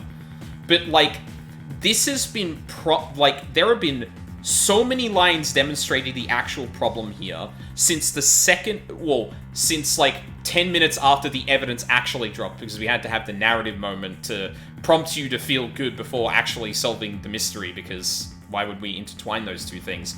But it has spelled it out so much at this point that the idea that it needs to spell out that a base assumption is being made a mistake here is kind of insulting. Yeah, it's kind of it smacks of unconfident writing. I feel 100%. like the more trust you have in your audience, the more you leave up to their interpretation. Like, there's a reason why some audiences feel like you've insulted their intelligence if you explain things to them. It's because people generally like to figure things out for themselves. Like, they like to feel smart. They like having that pat on the back, and that's why, like, when I think it was, like, I can't remember if it was Game of Thrones or Westworld, one of those two shows, changed a major plot point because a fan had figured out what was going to happen and posted his theory about it on Reddit. So, in order to keep it a surprise to people, they changed a plot line. It's like, no, you should be rewarding that kind of thinking. If people can figure out what's going to happen based on clues you've left in the story, that's good. That's good writing. Yeah, like that is the purpose of foreshadowing and doing the foundational things leading into a mystery. Like, it's like Shyamalan syndrome, where it's like, no, but it has to surprise the audience. No! Give them the pieces to maybe figure it out, and then have the people that figure it out have the aha moment, I was actually right, and have the people who didn't go, oh my god, they were hinting that was gonna be the case all the way back here. Oh god, yeah. And the most infuriating part of that is that, like, you know, it would be one thing to just, like, leave it there and be like, okay, that's what you think, but then the creators aren't going to say anything, because the whole point is a mystery. But it would also be, like, really good to be like, oh, okay, they actually got that. I wonder if we can play off that. And not, like, explicitly change things, but go, like, okay, they're actually keeping up faster than we thought. What if we try and keep a step ahead of it in a way that, like, still builds off all of that, not undoes the fucking thing? Yeah, like, I don't know, if I was reading someone, like, live blogging the novel and writing, and they managed to figure out some of the later plot twists based on the foreshadowing we would drop early on, I would feel so fucking, like, ecstatic. I would be like, wow, I'm a great writer. Yeah. Like, it's just like, it's not, it isn't confident writing. Like, there's two sides to that coin. The first side is expecting everything to surprise the audience and valuing, like, shock value over everything else. Yeah. And the other side is over-explaining every single thing just in case, you know, they don't figure it out for themselves. And that's what's happening right here. Yeah, precisely. It's either way, it's not confident writing. Like, confident writing is hoping that your audience is paying enough attention that they can figure things out by themselves, and then rewarding them for figuring it out by themselves. Like, letting them figure it out by themselves, but then still having a character hold their hand and be like, did you get it? Did you understand what's happening? Like, that is fucking insulting. Yeah. Yeah. It feels condescending. Yeah, it's like, oh, the player figures out A means B and B means C, so C must mean D, right? And then the player characters are like, yes, and A means B, and we know this because of A point 1, point 2, point 3, point 4, point 5, point 6, and it's like, I get it, like A means B, but I'm pretty sure B means C as well, and like the game is still going over, but did you get A means B though? And it's, yeah. Yeah. Like, what's even the point of foreshadowing if you're just gonna tell someone, right? Yeah, exactly. And like, and just from like from a more meta perspective too, like removing like the whole an author writing something for someone to potentially pick on clues and potentially realize what's going on, or realize that they should have known, etc. Like, from the person who's like also watching someone experience that media, for example, seeing someone figure it out and just being like, okay. Like, I feel like that's also fun too. But if a game did this on top of that, I'd be like, yeah, well, I mean, it doesn't matter that you figured that out, because you are not going to be rewarded for that thought process, because the game is going to painstakingly spell that out. And honestly, you could just rearrange the order in which these things happen. Over-explaining it after you needed to have figured it out is very different from explaining the entire thing before you're prompted to answer the question. And obviously, you can still overdo it, but like, again, cut from like the evidence being dropped to, God, I gotta get Starbuck out of this. And you look at the evidence and you're like, wait, the numbers don't match up. And then you're just prompted for two pieces of evidence that contradict each other, and then all of this shit starts happening, where Apollo is laying out all of the actual intricacies of it. Like, that can also retroactively make you feel smart as well. Because if the in-game characters had to explain that much to actually connect the dots for someone else in the story, that can make you be like, yes, because that's and that and that, yeah, no, exactly. Rather than it being prompted before and you're like, yeah, I get it. I get what I'm gonna have to present here. Like, fuck. Yeah, it's weird. It's weird, and like I said, thankfully the next game doesn't really do that much outside of a few key dramatic moments. Like, the next game has a really incredible part where Apollo figures out something that you, the player, might have already figured out, but his reaction to figuring it out is so, like, good and engaging that it really makes the moment hit hard. Well, unfortunately, we're not playing that game just yet. Yeah. This like, Dual Destinies is very much a game of growing pains. It's growing pains for, Yamazaki taking on his first mainline Ace Attorney game. It's growing pains for the 3D art instead of sprites for the first time. It's growing pains for trying to tell episodic stories in a new media age with different audience expectations and ideas and goals. And it just doesn't stick every landing. That's kind of the way it goes. I think there was a post that went kind of viral lately of it was a popular Ace Attorney fan artist going off on someone on Tumblr who says that their friend's favorite game in this series is Dual Destinies, and saying that it's a huge, like, failure of taste, and like in like tell your friend that they have freak taste and that you do not respect them anymore and whatever. Like, I wouldn't go that far, but I think anyone would have a very hard time arguing that this is the best game in the series. I'll just say that much. Like, if you say you liked the Ace Attorney series, and okay, I'm gonna borrow from FD Signifier a little bit here, but like not that you fuck with Dual Destinies or anything like that, or you don't like the characters or something like that. But if it's your favorite, ugh. Like, that's the thing I get from it. It's like, oh yeah, you could like it and that. But if someone said, like, no, that's the best game in the series, I would, like, literally be turning them going, what are you talking about? Yeah, and like, there's still stuff to appreciate in this game, but definitely, yeah, it is a game of figuring shit out, and unfortunately, some of that shit is not figured out. Cookie, you like Ace Attorney? Name your top 5 contradictions. Autopsy report. Damn, I should have thought that through.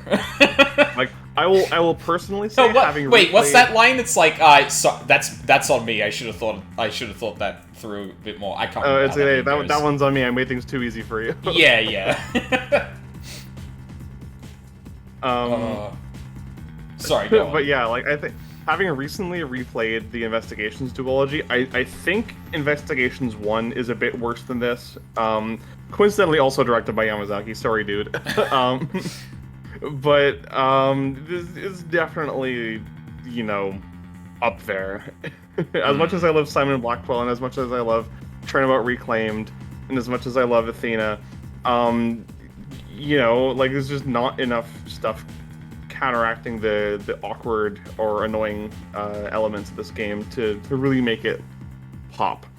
Yeah. And I only give it the edge over Investigations 1 because Investigations 1's a very boring game. That's kind of the worst thing that Nathan Oh, wow, yeah. Yeah, like, one thing I cannot say about this game is that it was boring. Like, It has had the most colorful cast of characters I think we've seen in the game, in the series so far, like, almost hands down. And yeah, and my misgivings aside, it's definitely not boring. Investigations 1 just doesn't understand brevity. The final encounter with the final villain would have been really cool and iconic if it ended, like, probably an hour and a half earlier than it does. Oh, God! So, yeah, that's like the opposite problem to the end of Apollo Justice, where it feels like it was speedrunning through the last section of... Yeah. The final villain of Investigations 1... Well, okay, hold on. Let's... let's not go too much into that, because I'm probably going to play that at some point, so... Oh, for sure, yeah. It's just like, there are like 3 or 4 parts where the villain could have just shut up and walked away, and they choose not to. The only reason that, like, the cast are able to catch them is because they do not shut the fuck up. They just keep talking, even when there's no reason to. Oh my god. And it's not even like presented as like an in-universe thing. It's like, oh, this person likes to talk a lot. If we keep them talking, then we can wait until backup arrives. No, they're literally just being an idiot. Like red-white syndrome. Exactly. It's red-white syndrome on a character that's supposed to be a criminal mastermind, so it hurts extra bad. Yeah, I mean, I should have put that. I should have put it together that was an extremely bad thing because it's the last case. Like, again, kind of like how I really wouldn't expect hand-holding in the later cases of this game. You probably shouldn't make the last villain, the last criminal in your Ace Attorney game, like acting like red-white. Exactly. Yeah. It's strange, it's weird, but that's a story for another time. We'll get to that whenever we tackle the Investigations games. Exactly. Well, Mr. Justice, we're waiting.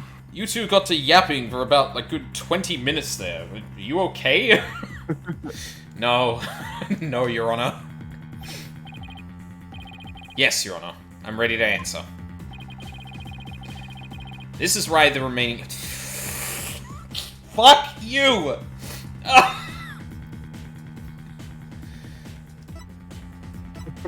Actually, hold on, wait a minute. They were going the other way. The victim was carrying the defendant. Tanks were down. No, the victim was carrying the defendant. For a second, I thought it didn't have that option there, and I had to be like, okay, hold on, wait. This is about to twist, like, right before that. I might have to take back everything I just said, but no. Because that would have been a good bait and switch, is suddenly like, actually no, the victim was not carrying the defendant, and then I'm like, oh. Well, what the fuck does that mean? But no. Victim is carrying the defendant. What if it was the other way around? The other way around? Would you care to explain, Mr. Justice? As you can see, Your Honor, both men had their helmets on in this footage. And again, this is like minute 1 of this case should have been pointing out that we don't know the identities of these two men. Yeah. Like, they may not even... Like, this could be neither... These two people could be neither Starbuck or fucking, Terran, for all we know. Yeah. But it turns out, this is where our base assumptions went astray. We assumed that it was Mr. Starbuck helping Mr. Terran. And yeah, oh god, there's so much about this, choosing this point to do this shit that's so weird. Because that is the first thing that came to mind the second I couldn't see their identities. And I feel like... Well, I mean, we kind of have done this in a way before, because in the yokai case, we saw Tenga, what's his name? Who, sorry? The crow yokai. Oh, Tenmataro. Tenmataro, thank you. Not Tenga. I think I was thinking of Tengu, and that's... No, that was still wrong. Mayor Tenga Egg. Yeah, because, like, that was the same thing, where it's like, oh, so we made a bad assumption about what was like, that was... Yeah, that was Apollo. Apollo was, like, kind of leading that case, not Athena. Athena was the one that came afterward, after the special case. Like... It doesn't even feel like we're following along the timeline. Like, I feel like, even if you were going to establish that in the mechanics, like, I believe Apollo would think of that a bit quicker than the game actually let him think about it.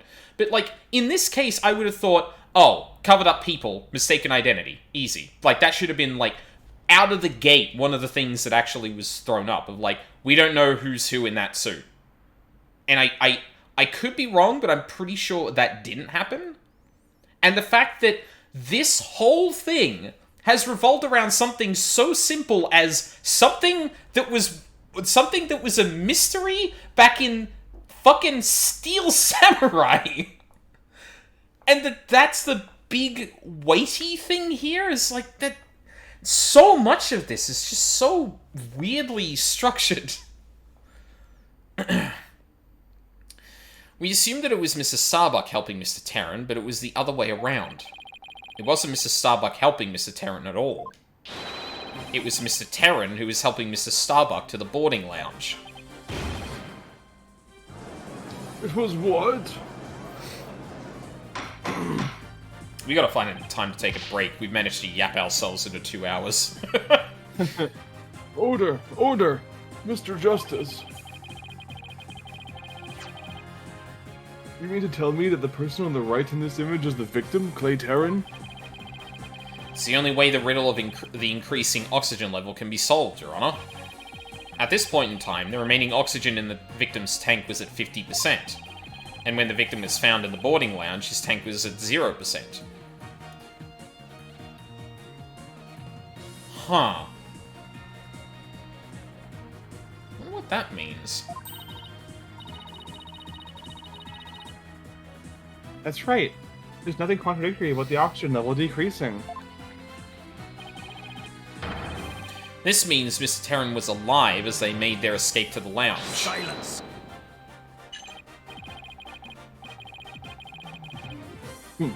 How short your memory is. Have you forgotten what you yourself proposed? Even if the victim was alive at this point in time. How did he descend the ladder with his arms full? Objection! Prosecutor Blackwell, you can't hurt me with a broken blade. Excuse me? Don't you start using my metaphors against me, you little pipsqueak. I'm the only samurai here, you pissant. It's true that we don't know how they got down the ladder. I suppose that matter needs further investigating. They were both conscious. If he was, if Starbuck was actually had those things in his system, maybe he managed to get down the ladder, but not the rest of the way or something. I don't know. There's a lot of things that could explain that. But we have proven that Mr. Terran was alive when he reached the boarding lounge. This fact alone shatters your claims, and opens up the possibility that the victim could have been killed by a third party. Ah. I really hope there's a reason Blackquill is, like, blindsided by this, otherwise I'm gonna be extra annoyed. There were 2 people who claimed to be the first on the scene. But can we truly trust their statements? Let's see, the 2 people were Detective Candace Arm and Yuri Cosmos, right? Oh. You think that one of them might have given a false statement to the police? Yes, it's certainly possible. We might have to do a little more digging. It seems we'll have to hear the testimony of these first 2 people on the scene. Oh no. Score. Come to think of it, Detective Arm should be here in the court right now. Oh, you better believe it. Oh yeah. Now. Well.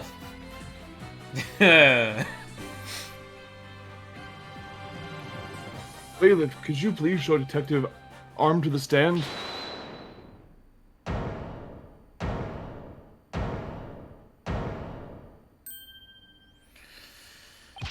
Son of a bitch. I have an announcement, everyone. What's the meaning of this? We're in the middle of a trial here. Please remain calm and listen carefully. Someone has reactivated the bomb. The bomb was defused, but... It's about to explode. Shut the... God damn it, Cookie. What? Oh,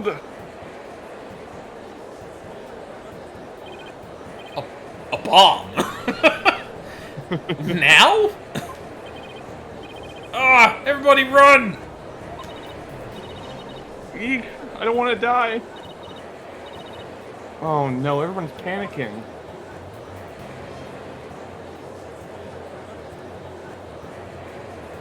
Silence. Headless chickens with a death wish, the lot of you. Calm yourselves afore all else. Come on, Apollo, let's get out of here. But what about Mr. Starbuck's dream? Who will carry out Clay's final wish? Apollo, you dumbass! I don't care what happens to me. I'm not letting some bomb blow the truth up forever.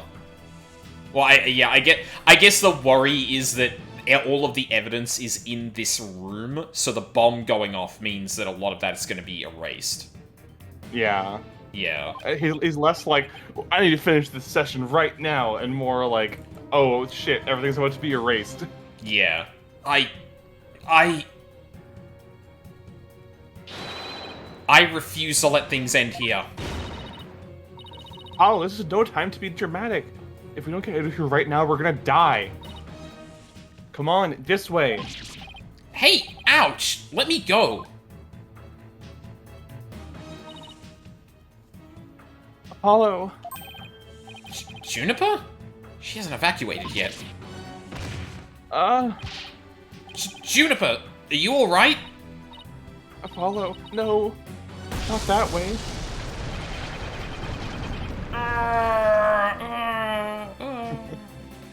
Dun dun dun dun dun dun dun. Apollo! Apollo! Oh, because this is a flashback, though. Apollo, no, you created a time paradox. Oh, Christ. Yeah, continue on.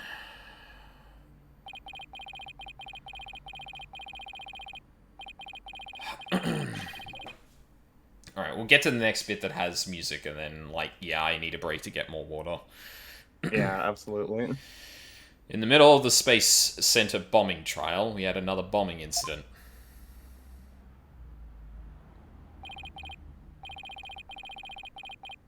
This one destroyed courtroom number 4. Furthermore, Apollo suffered massive injuries from being there when the bomb went off.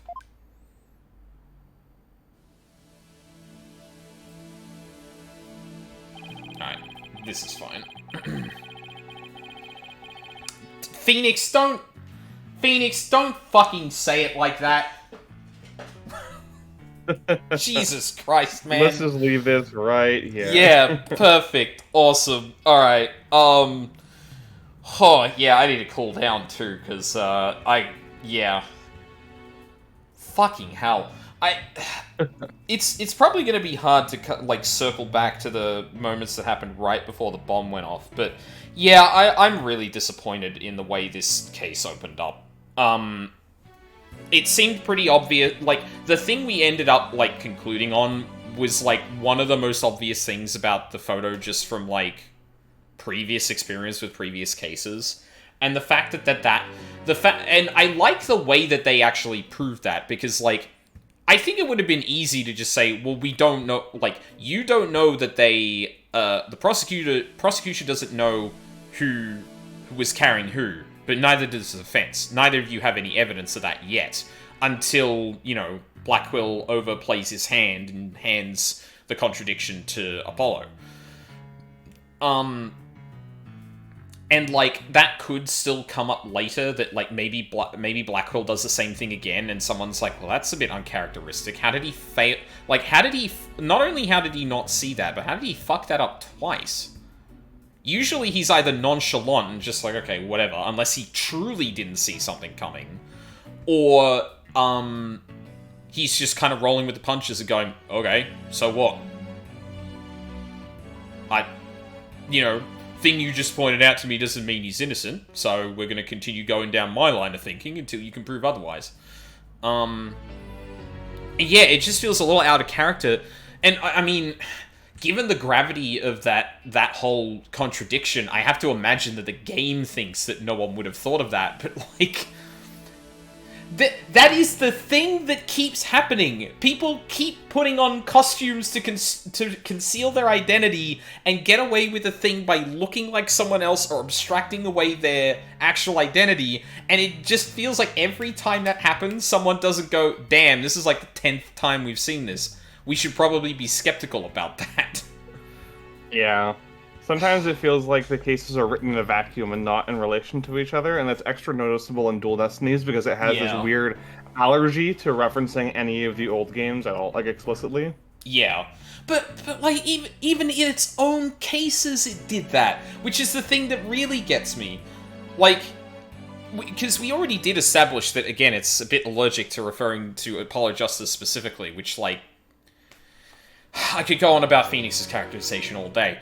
But, well, actually, I don't think we've seen the culmination of that until, like, probably this case or the next case, given the way this is going so far. But, yeah, like, in the yokai case, there was the whole thing about disguises and people looking like other people. So it's like, maybe, if we wanted to show a progression, at least through the series of cases in this game, there should be some continuity between that. And like, the thing is, too, this goes for Apollo, this goes for Blackquill as well. Because it's one thing for the player character, who often is a little bit airheaded, to prompt the player to ask questions that maybe they wouldn't have, or, you know, figure things out on their own. But, like, for Blackquill, Simon Blackquill, the dude that has, like, been able to roll with contradiction after contradiction until, like, maybe one or two each case actually catches him off guard. The fact that this one managed to slip past him is actually insane. Yeah. It's odd, but it's very odd. That being said, I do like this case overall, despite, like, how handholdy it can be.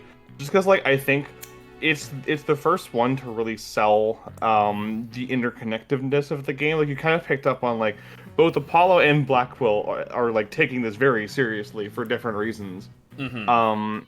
And the way that it slowly kind of ropes in other characters to increase the stakes and give everyone a reason to care about it beyond just, this is our client, we have to do right by them, I think is really fun. But that's just my personal opinion, though. We'll see if you agree. Yeah, and yeah, yeah, I think I just need to step away for a second, because, like, I didn't expect to, I mean, we did, you know, the yap at the beginning of this session was a kind of a precursor, or foreshadowing, one might say. But yeah, like, I think I'm just, like, actually, like, beside myself in terms of the way that first part of the case has been treated, so... Hopefully it picks up from here, because, like, we're probably going to be reset with our evidence to some degree. Like, you know, Apollo's not going to be the one handling this case, because he kind of just walked out. So, there's a lot of pieces for the characters to re-pick up that can kind of... Not necessarily course correct, but, like, take a different direction with it that is interesting. Oh, So, yeah, absolutely. fingers crossed. Anyway, before that, I need to get some water.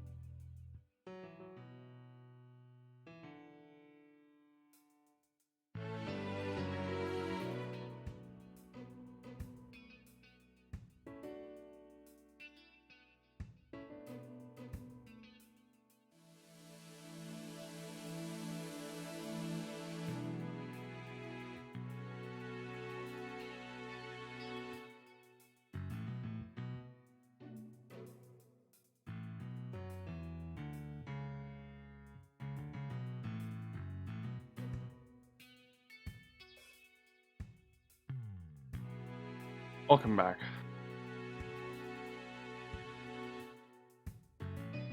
Thank you.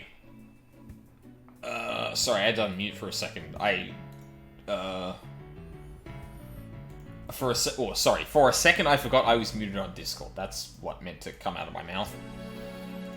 I'm operating on all cylinders today, as can be clearly seen. I'm not gonna lie, I'm getting it. Yesterday I got a bit of a headache, like, kind of going through, Monster Hunter a bit, and I'm starting to feel that come on again, so... The Capcom curse. Apparently, yeah.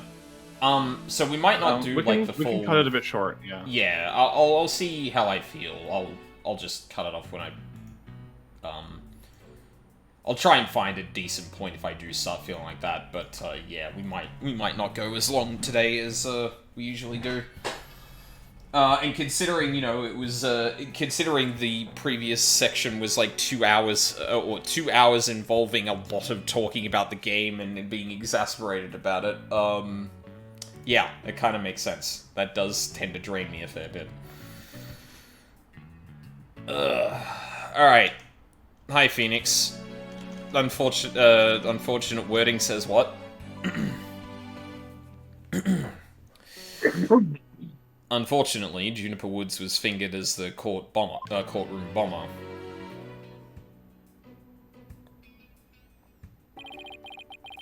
Athena and I knew she had to be innocent, so we took her case on.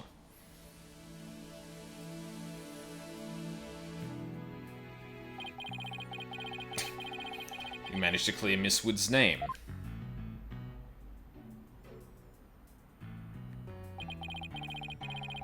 But Apollo sustained further injuries when he was attacked by Ted Tonate. And I have to imagine that jacket is, Clay's. Yeah. Although I'm wondering where he got it. This wasn't, This bit was after the explosion and Apollo went back to investigate? Is that right? Yeah, so the first trial was inexplicably split up into 2 days, which was, I think, a first for an opening case in this series. When day one ended, yeah, like, Apollo went to the other courtroom to try and find Juniper's lost stuffed animal that she dropped.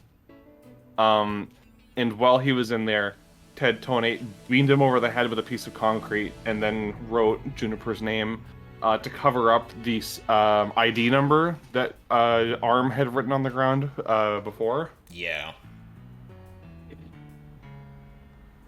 Right.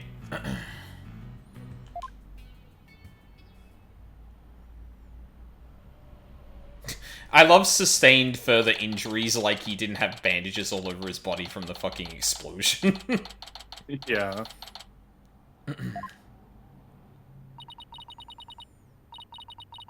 Apollo's a tough guy, but this is taking its toll on him. Yeah, poor guy. Being attacked by Tonate like that on top of all his other injuries. Apollo's resting at the nearby Hickfield Clinic. I've had some experience with that place myself. Oh my god, Apollo Justice mentioned. What an awful turn of events. Never thought he'd land in a hospital of all places.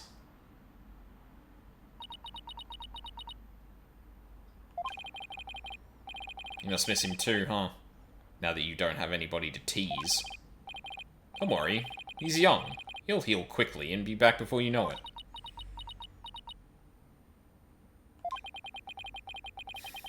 It's been a while since I last saw Trucy look so down. We won the court case, yet nobody feels much like celebrating.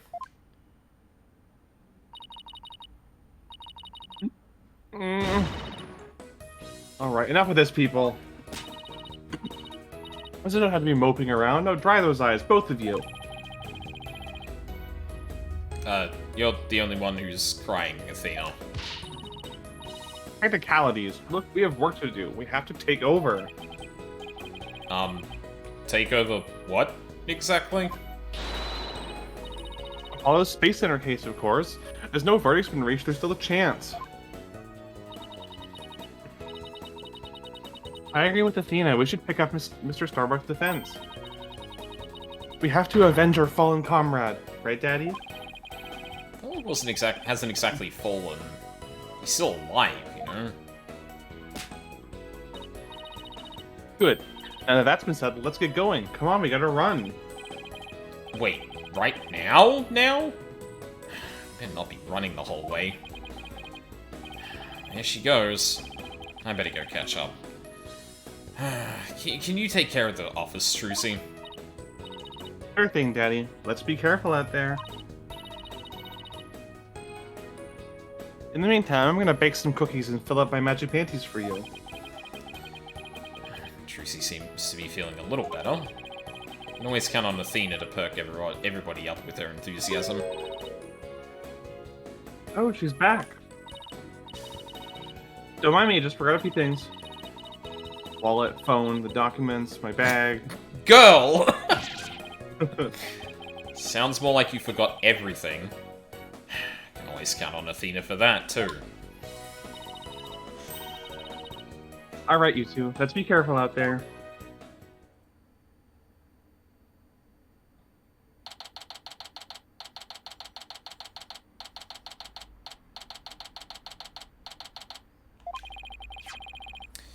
So, our client is one Solomon Starbuck. He's so famous, even I've heard of him. That's right. He's a super famous astronaut who works at the Cosmos Space Center. He was actually up in outer space 7 years ago. Oh no, all the evidence is still here. Huh. Interesting. You seem to know quite a bit about him. Now I'm all excited to meet the man.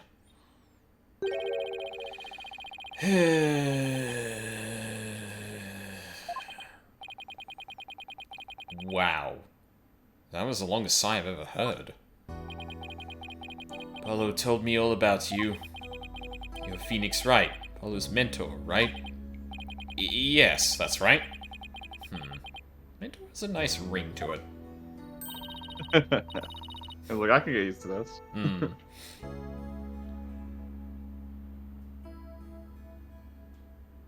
Don't worry about a thing, Mr. Starbuck. Mr. Wright and I have got you covered. And you're the new kid that Apollo told me about? Wait, don't I know you from somewhere? Huh? You mean, other than at your trial? I don't think so. I guess so. My mistake. My memory isn't what it used to be. My mind and body are kaput. Same goes for my life. I am so astronomically unlucky that I had a bomb go off in the middle of my trial. Trying to defend me would be like trying to enter the stratosphere without a spacecraft. Yikes. He seriously gotta stop depressing himself. Simply cheer up. Cheer up, Mr. Starbuck. Besides, that thing you said about entering the stratosphere? That just means we'll shine like shooting stars, right? Oh, Athena, honey. Like shooting stars, huh? You know, you're right. Why didn't I think of that? Because that implies you're burning up. After all, that's what we were all put on this earth to do, right? Shine like stars. I guess I should mention the fact that shooting stars burn out in a flash. Thank you, Phoenix. Oh yeah, here we go. 3, 2, 1. To the stratosphere and beyond. Yeah, I feel alive now. You can go ahead and ask me anything you want. Is that really all it takes? Yeah, evidently. So, you have no memory at all of the incident? I'm so ashamed. My memory of the time is as black and clouded as a dark nebula. Still, it's strange you don't remember a thing. Are you sure you didn't take one of those anti-anxiety pills like they said at the trial?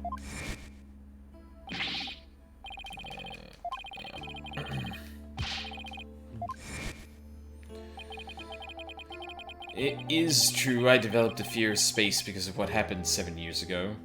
Now Apollo gets to watch all the Steel Samurai DVDs. Yeah. Phoenix threw them. Phoenix just dumped them on him in the hospital. And I was taking medication secretly every now and then when my anxiety got bad. Having a fear of space is not something an astronaut can brag about, you know? Oh, the so-called Hat 1 miracle? That must have been a terrifying experience. But I'm still an astronaut at heart, come what may. I would never take drugs that would impede my performance just before a launch. That launch meant everything to me. That's more certain than the theory of relativity. He seems like a completely different person now. This is the face of the astronaut I know. But the tranquilizers were found in your system. Gone from anti-anxiety to tranquilizers. What the fuck? Yeah, see, that's the thing. But I don't know why. I'm done for. If you didn't take them, then maybe someone slipped them to you? Exactly! That's what I thought. It must have been the real culprit. My medication was in my locker. Anybody could have gotten their hands on it. Maybe the real culprit also planted the detonator switch in your pocket. Yeah. Yeah, that's gotta be it. I've been framed. I'll say. I even managed to plant your prints on the switch before slipping it in. It's a real possibility. Do you remember anything else that might be relevant? Anything at all, no matter how small. Like, about the murder weapon, for example? That knife. I think it came from one of the Space Center's utility kits. Utility kits? Yeah, staff who work on machinery a lot given these special toolkits to use. All the technicians have them, so I doubt you could prove whose knife it is. From a set of utility tools used by Space Center techs. Hat 1 miracle. As I recall, your last trip into space was 7 years ago, right? That's right. It was a pretty rough experience. During that mission, we had all kinds of problems with the craft. You did? What kind of problems? Power failure, oxygen leakage, busted radio, cracked windows, loose control column. The heat shield came off as we were entering the atmosphere. I thought I was a goner. But I managed to make it somehow with the popsicles and ice packs from the freezer. What the fuck? No wonder they did it with the Hat 1 miracle. It's a miracle you made it back. Space is a boundless place. That's why it continues to capture people's imaginations. But the vastness of space shows us how insignificant we are in the scheme of things. The darkness just goes on forever, and ever, and ever, without end.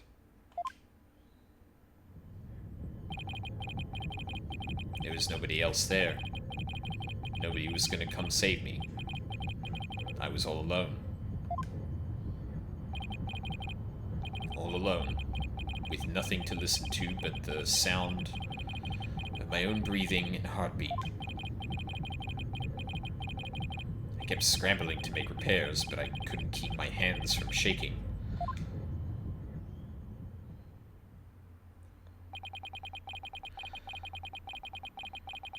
That might be one of the most impressive, like, mood pieces this series has ever done.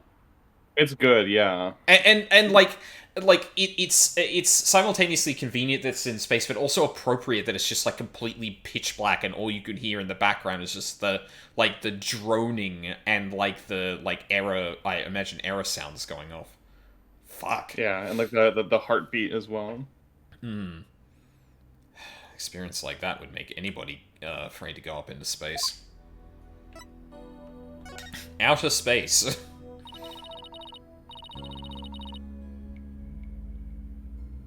With the experience you had, weren't you dreading this mission? What? No way. Of course not. Even now, I want to go up into space so bad I can barely stand it. I want to shake off the Earth's gravity at escape velocity and spin around weightless.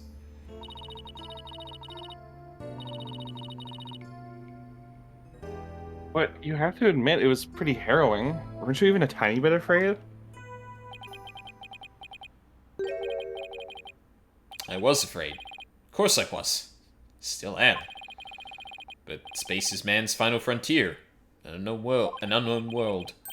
Cosmic truth is out there waiting for us somewhere. The cosmic truth, huh? I guess there are people looking for the truth in every walk of life. No matter how afraid I am, I'm sure I can manage. If I give in to my fear, I'll never find the truth. And as long as I don't give up, I can keep up the fight. One thing's for sure. Mr. Starbuck's passion for space is undeniably the real deal. The victim, Clay Terran. He was kind of like your protege, wasn't he? Well, it wasn't a big exaggerated deal like master and apprentice or anything like that. But Clay did think of me as his mentor. Mentor and the protege. What a combination they must have been.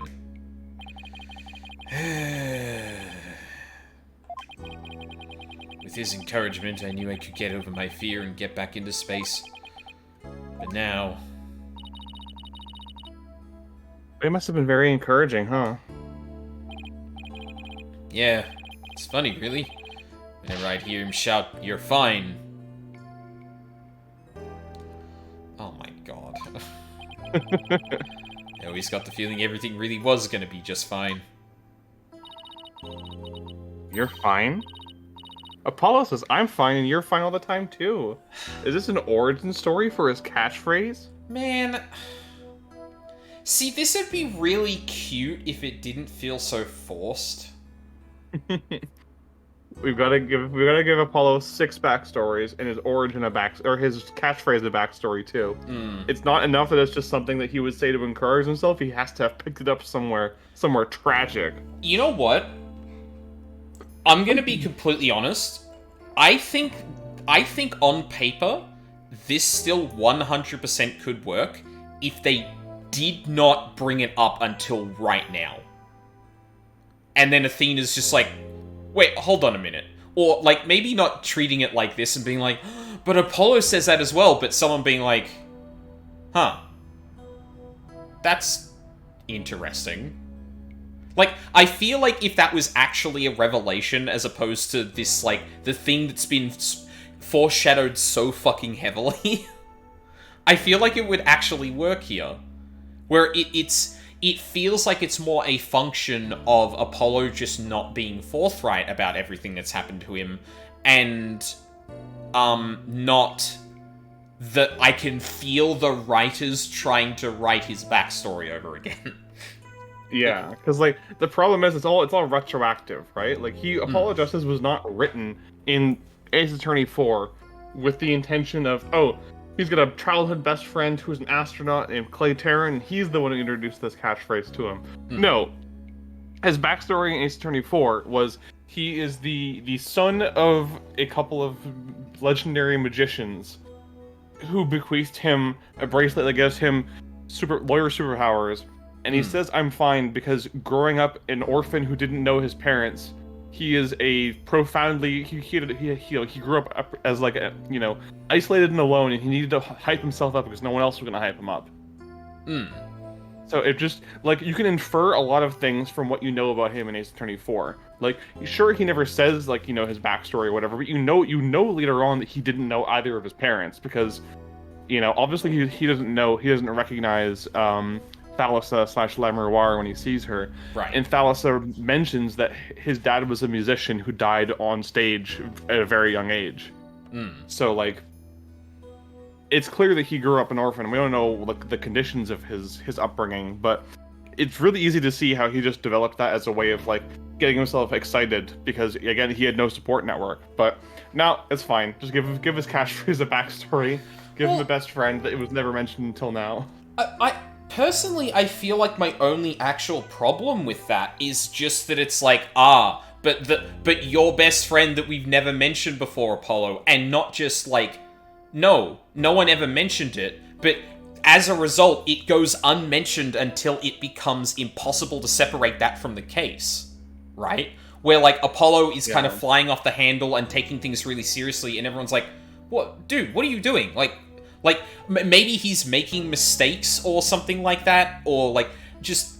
I could see that this doesn't get mentioned at all throughout the first part of this game, and then we reach this point and the thing is like, hold on.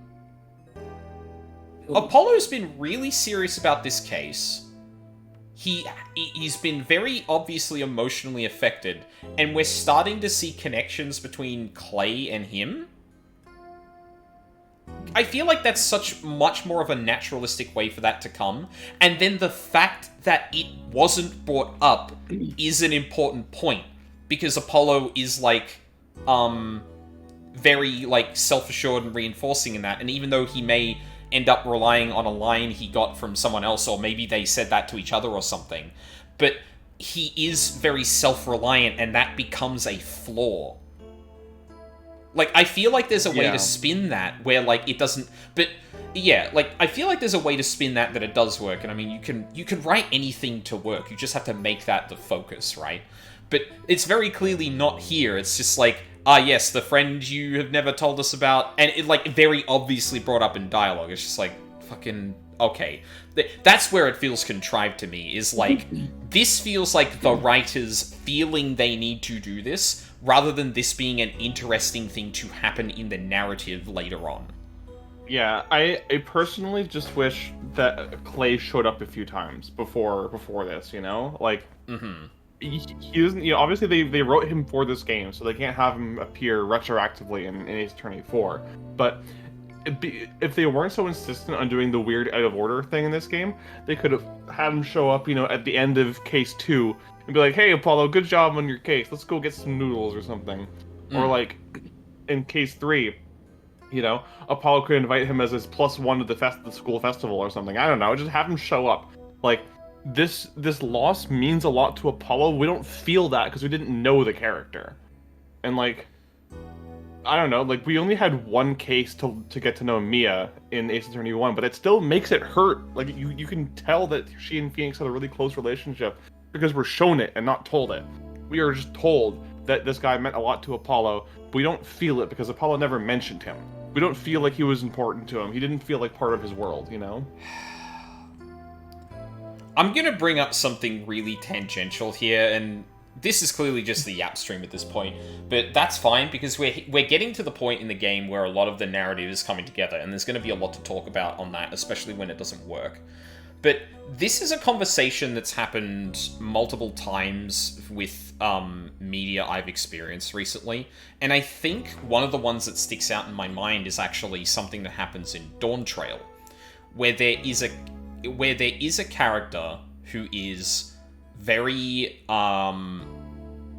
like, isolates himself from most other people, doesn't really talk about his feelings or thoughts or anything like that, and thus you don't end up learning a lot about him until a climactic moment. And it only ever comes out after that. But the whole point, but at least, like, there's very little justifying why he is the way he is until after, or as that climax is happening. And people were very split about it, because they were, and they rightful, well, I don't even know if I necessarily agree with it, but they correctly pointed out that the character was distant, we really didn't get a lot from him, he doesn't really talk too much outside of, yes, this is my goal, this is what I'm doing, I believe this, blah blah blah. Like, we don't really get to know how he relates to other characters other than them talking about him and not actually seeing that. And obviously some of that's because it's, you know, way in the past than that. But I think it's a difficult line to walk when you want that to be the point. That the detachment from the story, the detachment from the characters and that, is actually the whole point of this character. That they wouldn't have turned out any other way because they keep acting the way they do. And you don't see that until afterward because of the actual nature of the way he behaves. And I'm honestly torn because, like, yeah, showing us before it happens would obviously make us care, but I do think there is sometimes some tragedy in only seeing that in retrospect. And obviously still being shown things, not just told. But I do think that can work, and I think there is a specific tragedy to the way it unfolds in the reverse, where you only ever see the effects of this afterward, you only ever see the justification afterward, because of the very nature of the problem. And this is giving me that, or, sorry, this discussion we're having is reminding me of that. I don't know if I would apply my same logic to the thing that happens in Dawn Trail to this for other reasons. But I don't think I necessarily agree that, like, building up to that point can't have payoff. I just don't think that, and from what I've seen so far, I just don't think this game is truly treating it that way. Like, it's trying to treat this whole thing like it did establish it when it didn't. Well, no, sorry, not did establish it. Did demonstrate it before when it didn't. But then it's also not true, and I haven't seen the rest of it, but if it doesn't end up really digging into the actual tragedy of this only being seen in retrospect, then what was the point of telling it in that order? Like, I don't know. And obviously, you know, Mina, you've seen the rest of this case. You know how this transpires. Yeah. I can only really talk about what I've seen so far, and obviously what I'm talking about is, well, hang on, we'll wait and see. And that's generally because, like, listen, like, I will go along with the game's bullshit. I just want to see it pay off. If it starts off stilted or it's holding its cards to its chest maybe more than it should, I'll still be like, okay, no, like, it's doing that for a reason. I'll give it time to actually see it through. But that obviously means that I'm in a bit of an awkward spot here, where, like, I completely understand where you're coming from if the game was treating it like it had, like it was saying, Clay, the person that's really important to Apollo that we've just never talked about for some reason, but we're gonna act like this is just a thing people knew about him. Like, that's where it feels, like, really retcon-y for me. Because like, he has like one line in the end of the second case where he's like, my friend, I'm gonna go hang out with my friend. My best friend since childhood. And then... Yeah, like, that should have been case one. Like, that should have been... Fuck the timeline thing for a sec. Well, and I guess technically that happens first in the timeline, really, but, like, from the player's perspective, that should be one of the earliest things you establish if you're going to establish the through line. But even then, that's the throwaway line. And then they're going to treat it like, oh yes, the person that's always been in Apollo's life that he's talked about a whole bunch, that we're going to pretend like we had actually done a through line here when we didn't. Yeah, like, and I just want, like, 3 lines. Just end the case with, like, a fade to black, and then having Apollo be like, hey, Clay, long time no see. And Clay's like, great job in that case. I was in the gallery, and you did a great job. Yeah. And Apollo's like, good luck on your mission in a few months or something. And Clay's like, don't worry, I'll make sure it goes well. Like, that would do everything to just make him feel like a real character who's part of this world, and not like a prop, Yes, like, 100%. you could, functionally, you could replace Clay with Apollo's pet parrot. And it wouldn't affect, like, his behavior in these cases or the dynamic of the plot at all. Yeah, like, yeah, because Clay doesn't do anything. Nothing in the game actually happens as a result of Clay. Yeah, like, Clay exists to give Apollo a painful loss that spurs his character arc in this game. But what Clay is immaterial. He could be, the what do you call it? The Gramarye family jewels that Apollo inherited. Yeah. That were stolen by the culprit of this case. Like, it wouldn't materially affect the game. Like, you could replace him with Apollo's favorite rock. Yeah. Like, that's what bothers me, because, like, Apollo does get another backstory in the next game, but I like that one because they put in the effort, they do the legwork. Like, you actually feel like he has an attachment to the events and characters that they staple onto his backstory. That'll definitely be a good comparison point. Yeah. Yeah. So, like, because, like, I know they can do it well because I've seen them do it well, but I guess this was the warm up for that. Yeah, and the warm up was like a throwaway line that became the linchpin of the entire thing. Yeah. And at least up until this point, it reads like we're going to act as if establishing it in the looking at it in retrospect is the same as establishing it beforehand. Yeah. And because like sorry, just like I've got one more sentence to say before I'll throw it back to you. But that would be my problem. I don't have a problem with a story like something like that being told in retrospect because, and you know, I'm a sucker for tragedy in some ways too. Learning things only in retrospect when it no longer matters, there is a distinct thing to that. But you need to know what the effect of telling that in retrospect is. If you're treating telling it in retrospect as the same as establishing it before it happens, you are doing it wrong. Yeah, exactly, yeah. And like, I won't get into any spoilers, but when Apollo backstory character number 3 shows up in the next game, within like 3 lines of exchanging, you go, okay, these two have history. Like, it's written really well, where you get a really strong vibe for the relationship these characters have with each other with just their first lines to each other. God. So like, again, I know they can do it. They've proven they can do it. I just wish they did it a bit earlier. And in that way, it's probably even more frustrating because, like, you see this and you're like, okay, that wasn't done well, and then they clearly do it better later. And it's like, well, fucking, you didn't even do that much work to act, didn't do that much more work, but that's all the work you needed to do. Exactly, yeah, it's annoying, it's painful. Yeah. Apollo's favorite hair gel. Yeah, exactly.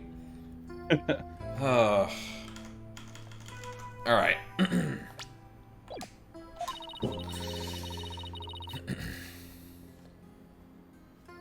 And I always feel encouraged, too, whenever I hear him shout it. I'm gonna be honest, I thought in some ways, I thought the I'm fine thing would have actually been a Chords of Steel thing, too. Yeah. Like, there's a lot of ways you could read that, because I think it's not actually explicitly said where that came from. It's just the thing he says that is used to psych himself up. Yeah, pretty much. Yeah. Yeah, Clay and Apollo were best buds. They used to come visit the Space Center a lot, ever since they were high school kids. Like, sorry, I shouldn't spend too much time going, what if they just wrote it like this instead? But it's like, it could be as simple as like, oh, then they grew apart and Apollo's been really, not for any explicit reason, but Apollo just feels kind of bad about it, and then he ends up dying, so he's really intense about it. So, like, you know, there is a reason he's not brought up beforehand. The climax, or the seeing the climax transpire changes Apollo, and clearly everyone's like, what the fuck is going on? And then Solomon here is talking about their relationship, and suddenly it clicks, and you're like, oh, fuck. Like, it's an oh fuck as in that's tragic, and not an oh fuck as in, oh, what the hell are we doing now? Yeah. One day, out of the blue, Clay even told me he wanted to be my protege. Those two hung around the Space Center so much they were like a part of the staff. One time during if that's the case, how has Apollo never made, like, a space reference? Like, why is that not a thing he's done at all?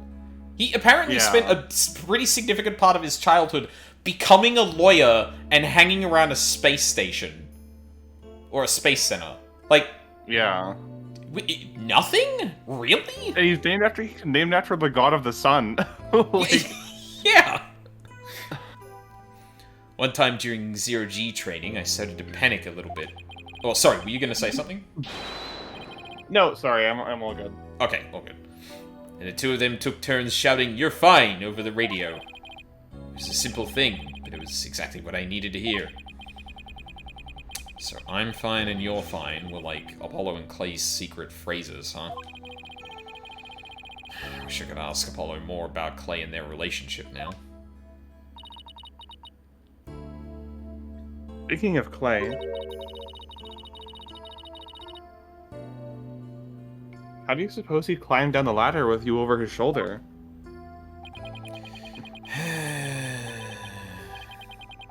Sorry, but I can't even begin to imagine. But he actually did climb down that ladder, so a way has to exist.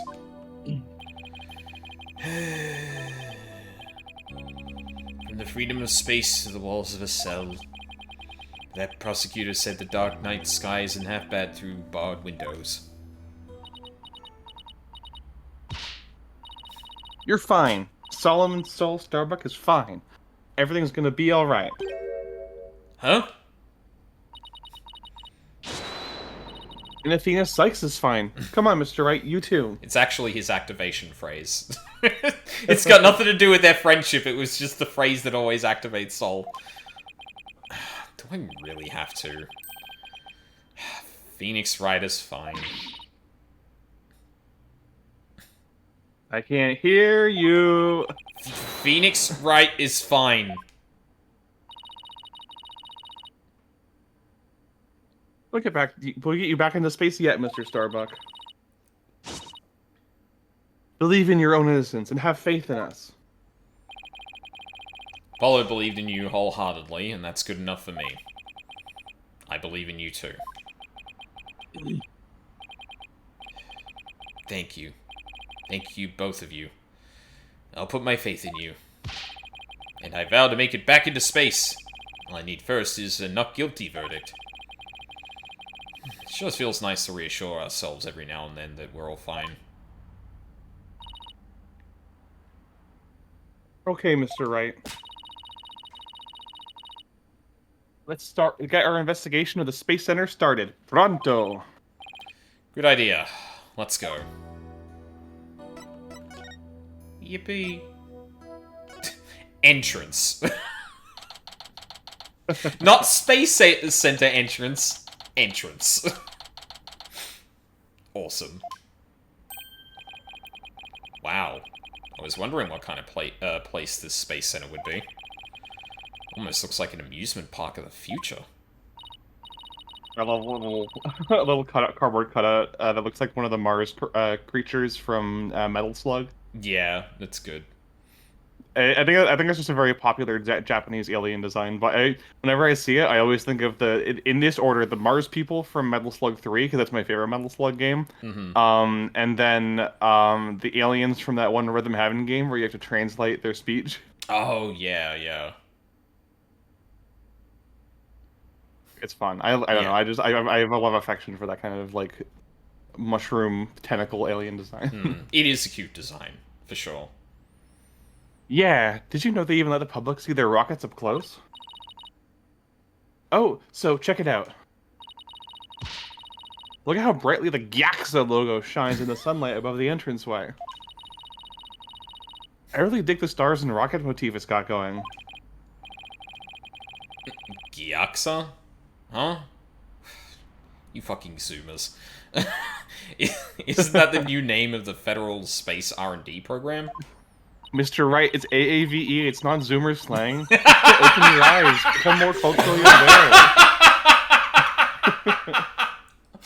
Oh, that's a good catch. Yeah. Yeah, but why the strange acronym? I mean, what's GAS supposed to stand for? Galaxy? They're just making fun of the fact that they couldn't change the logo because it's an anime cutscene. Yeah, no, exactly, yeah. If that were it, then the whole thing would be something like Galaxy Exploration Agency. Which, if you ask me, I'd have abbreviated to GAXA, or even GAY. Gaia. Gaia. I read GAE as gay, so I was like, Gaia? Yeah. I fucking said it like that goddamn clip of a woman saying, "You are gay." Yeah. Oh my god. But yeah, it's Cookie's right. It's a reference to JAXA, but with Gyakuten, as in like turnabout. Oh, of fucking course it is. Awesome. Yeah, it's apparently it's also an extra nickname because or an extra pun because the series in Japanese is often like Gyakuten Saibon is often abbreviated to Gyakusa in Japanese. Yakuza, oh my god. So it's yeah, like Gyaksa. okay. Yeah, damn. I think it's fun. Wait a minute. Didn't Hold on. In the cutscene, didn't they also have a different name for the Space Center? Like the literal text that was on there? They use the Japanese name for the actual Space Center, but because the Gyaxa logo shows up so often across so many different pieces of evidence and cutscenes, they probably figured, oh, there's no point in changing this, we'll just leave it the way it is. Yeah, I suppose that makes sense. Yeah, the Cosmos Space Center in Japanese, oh god, I can't remember what it's called. Cookie, do you remember what it's called? It's just the director's Japanese name. Oh, Yuri Cosmos, you mean? Yeah. I can't remember. I might have to look it up later. But yeah, in the cutscene they just kept it in the Japanese name because it's written in Romaji anyway. But yeah, they just decided to keep Gyaxa because like there's multiple like character models and backgrounds in anime cutscenes that all have it. It would be such a pain to change all of those. Yeah, that does make sense. I guess so. Oh, I know. Maybe the person who came up with the name just really likes the letter Y. This exchange is beginning to feel oddly like deja vu. Anyway, this place is more than just a research facility, it's also a tourist attraction.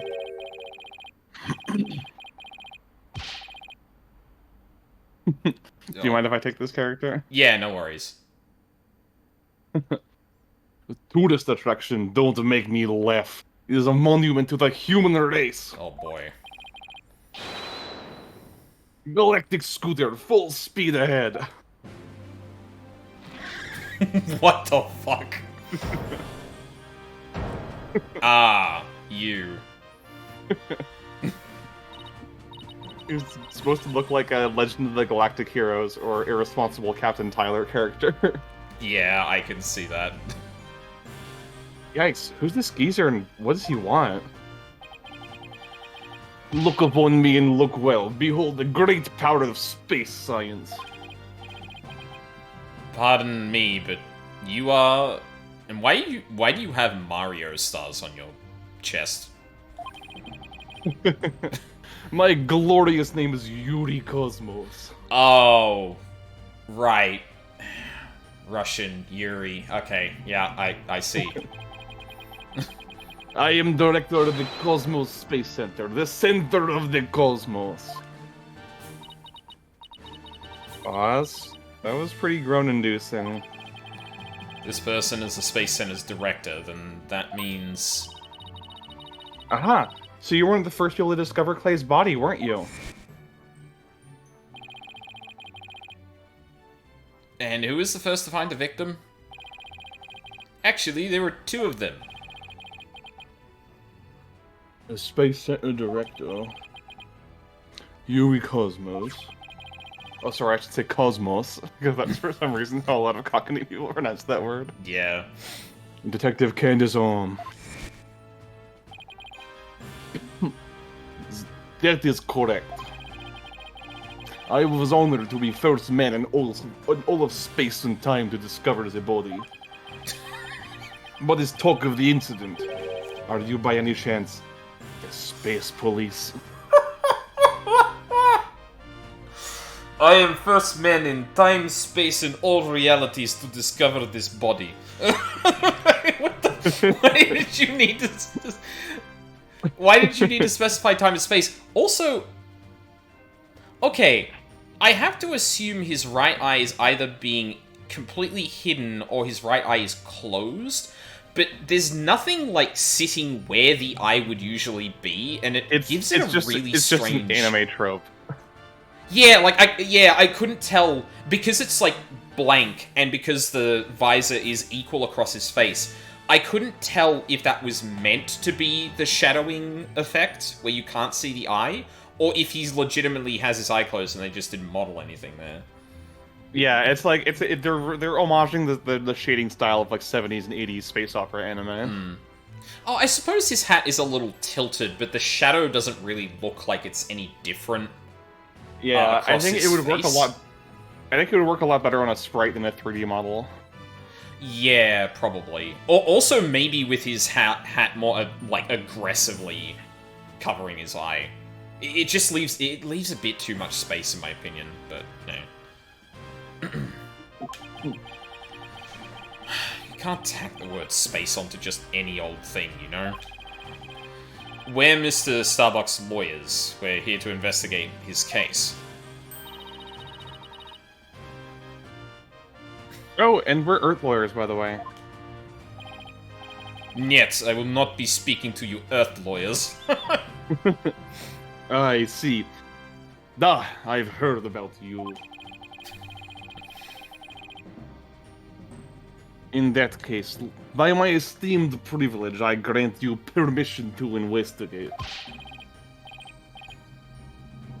I trust you are appropriately grateful. Now, go ahead. Have at it.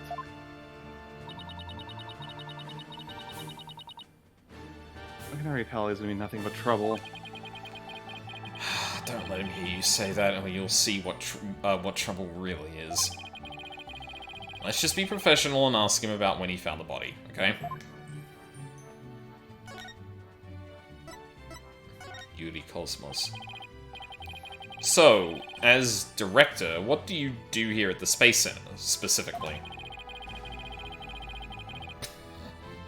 Defend peace across galaxy and promote space development in this country. There is something very funny about, like, a character plucked from, like, the space opera-y kind of stuff you're talking about, and basically being in the position of, like real-world space travel, where, I mean, it's kind of there, but, like, we're not really expanding out or anything like that, and this guy's just like, we protect against the space threats and all this, and everyone's like, we can barely get stuff onto the moon, bro. What are you...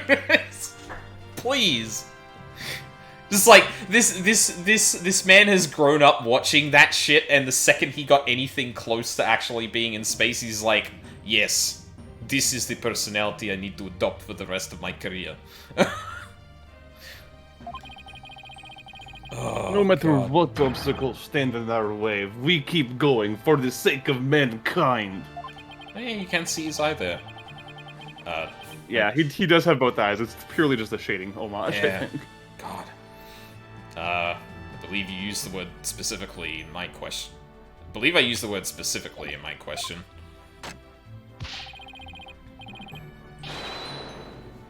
Attention all personnel, to your break stations. Prepare for break.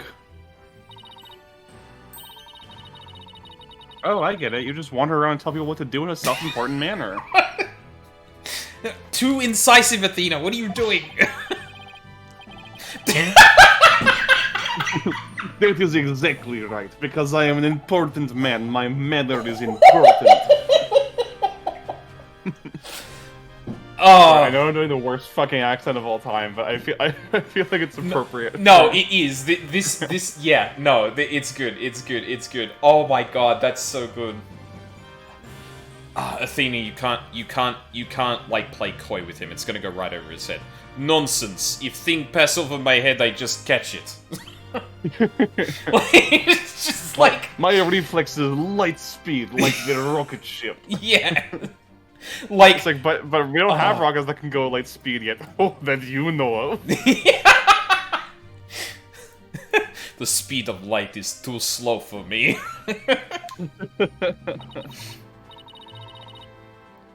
That's right. This man doesn't get sarcasm. Well, there's bound to be some people like that here in the boundlessness of space. What's that? You want to know what it is that makes me important specifically? Very well, I will tell you. I was the central figure of the Het 1 project. Oh, so you're the reason everything was breaking? You may proceed to be appropriately impressed. Now go ahead, have at it. I might be more impressed if I knew what he did for it, specifically. Anyway, could you tell us what you know about the incidents from the other day? I refuse. What? Explaining is a job for common folk, not the director of the center of the cosmos. Okay, good. I was waiting for that animation the second he was appeared turned around. It's like, please tell me he leans his fucking scooter into that. Awesome. It's so good. My testimony, which will go down in space history, will be heard in the courtroom. What? So does that mean you'll be taking the stand tomorrow? That is correct. I will be the most glorious witness in the history of mankind. I'm not sure he really understands what being a witness is all about.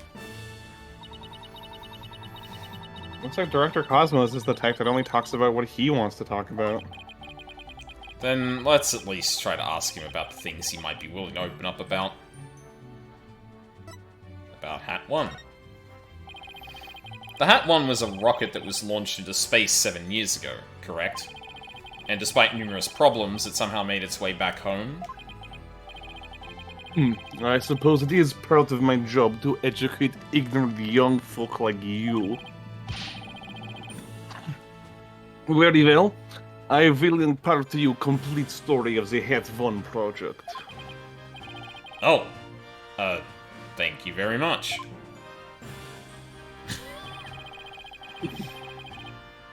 Hat 1's noble mission was to collect samples from asteroid. And Mr. Starbuck was the pilot for that flight. Eventually, the Hat 1 reached its planned orbit.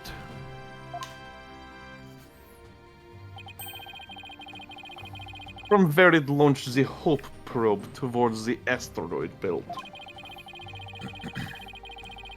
From there, the Hope probe began its long, lonely journey to the far reaches of space. Then, after a terrifying struggle, the Hat 1 returned safely to Earth. That struggle was the incident known as the Hat 1 miracle occurred, right? Correct. And it truly was a miracle. Of course, they had to turn the ordeal into a movie. As for the Hope probe, it did eventually arrive safely at its destination. It obtained few samples from the asteroid and returned to Earth but a few days ago. So, what kind of samples are they? What's in them? The samples are scheduled for analysis in the near future. We haven't had time since they just came back the day before Terran's murder.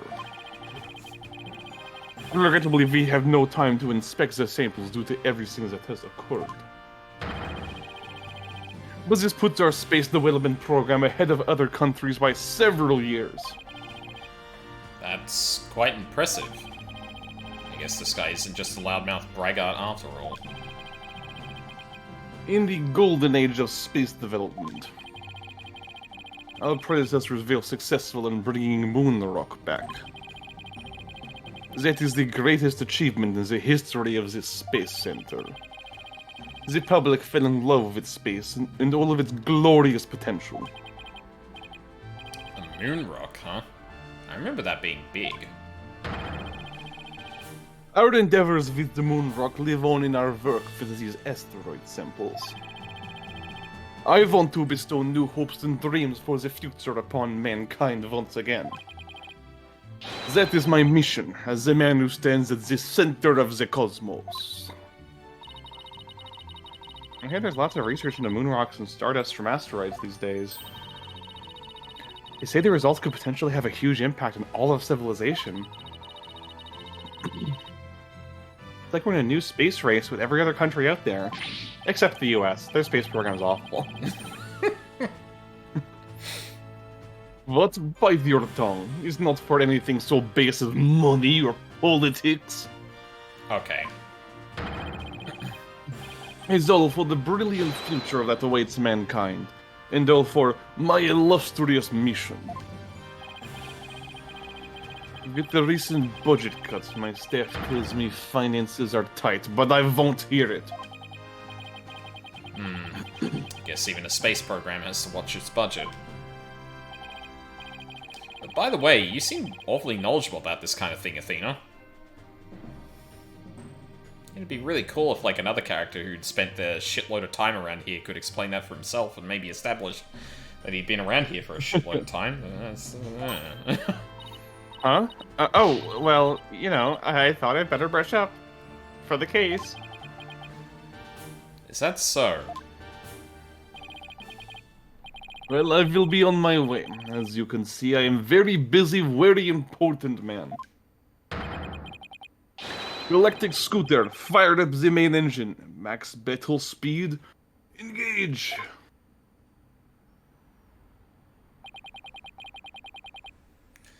That thing is surprisingly fast. You know what he does remind me of a little bit? And obviously it's kind of like in similar vein as what you've already pointed out. But he reminds me a lot of the in StarCraft 2, like the little unit portrait that's associated with the battle cruiser.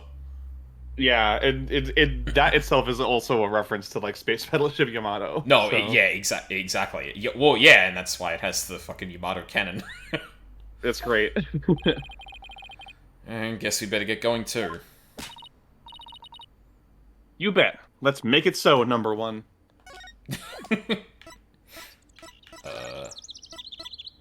Boarding lounge.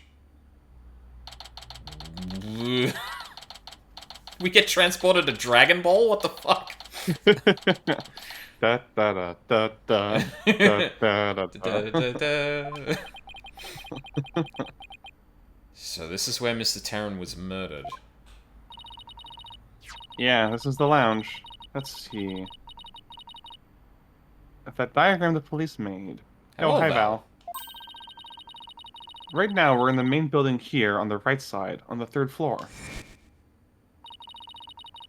Like and Mr. Starbuck fled here from Launchpad 1 after the explosion. You there? No Oh. admittance without express permission. I'm just realizing every time I go to voice like a policeman or a bailiff, my go-to voice is like fucking Greg Turkington for some reason. It is, yeah. We're Mr. Starbuck's lawyers. We've come to investigate. Sorry, nobody gets in without permission, not even the police superintendent. Can't have Detective Fulbright getting mad at me. So Detective Fulbright is here, huh? Yeah, he's in the Launchpad 1 corridor. Go get clearance from him and then we'll talk. So you want us to walk through the room you're currently in to go through to the launch pad to get permission from him? Yes. Okay.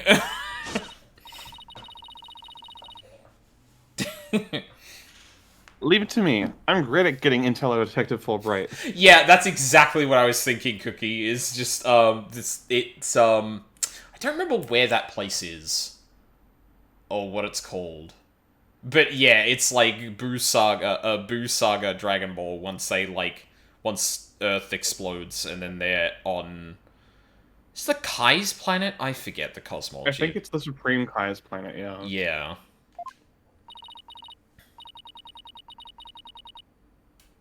Let's see, what trick should I use on him today? I don't know if I should be grateful or afraid. So, to get to Launchpad 1 corridor...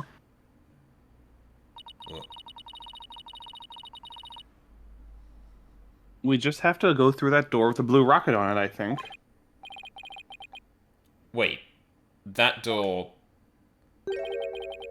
looks awfully familiar. Good eye there, boss.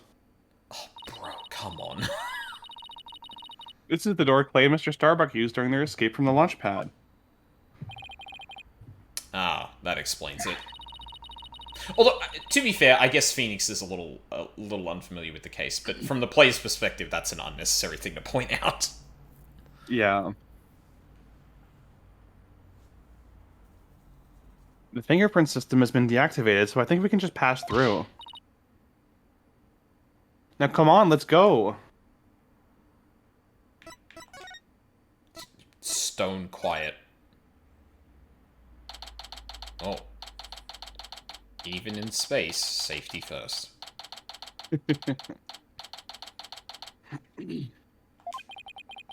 So this is it, huh? This is the corridor the two of them used in their escape. Yep, this is the only thing connecting Launchpad 1 with the main building. I see police tape down at the other end. Guess we won't be looking at the launch pad.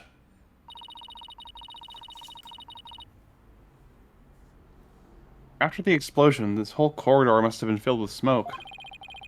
And the launch pad itself was probably a sea of flames. Must have been pretty scary for them. Now, where could Detective Fulbright be? Hey, I think that's him over there. What should I do? Which path is the path of justice? He seems lost. That's funny. This corridor is a straight shot. Huh? Ah, it's you lawyer people. Welcome to the Space Center. Enjoying a relaxing day off, are we? Here for a little rocket sightseeing? We're here to investigate the scene, same as you. Do you have any info to share? Boss, if he acts at all reluctant to give us information, we hit him with the whatever shall we do act. I'm sure he'll fall for it. Got it? We trying to catch the unruly family dog here or something?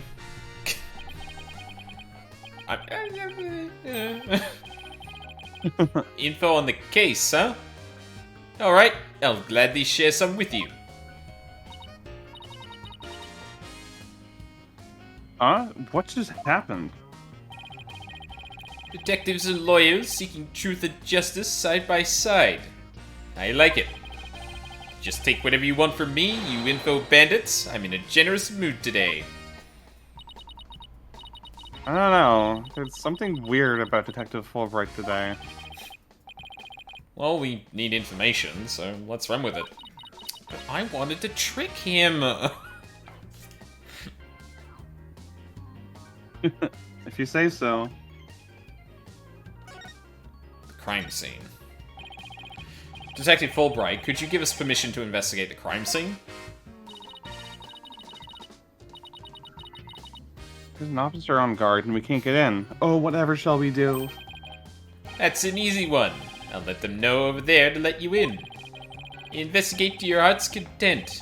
Take a week if you need it. A month, even. Shall I have some snacks delivered? One of my men gives a mean neck rub. No, that's okay. But thanks. Definitely not the Fulbright I know.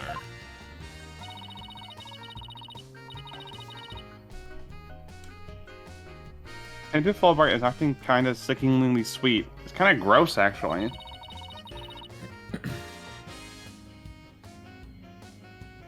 Do you think he hit his head or something? Who knows? Whatever the case, it's making our lives way easier. What happened exactly? You were here at the Space Center at the time of the incidents, weren't you, Detective? That's right. I was here on a security assignment. Police are required to secure rocket launches now? I didn't know that. Yes. Well, you know us. Serve and protect. The explosions occurred while I was here on duty, so I started leading the evacuation. It's leaving out a lot of details, but okay. Could you tell us more about what happened? Of course. A bomb went off on the second floor of the main building. Right after that, one over in Launchpad 1 also blew sky high. So I immediately instructed the visitors and the employees to evacuate to the shelter. The shelter?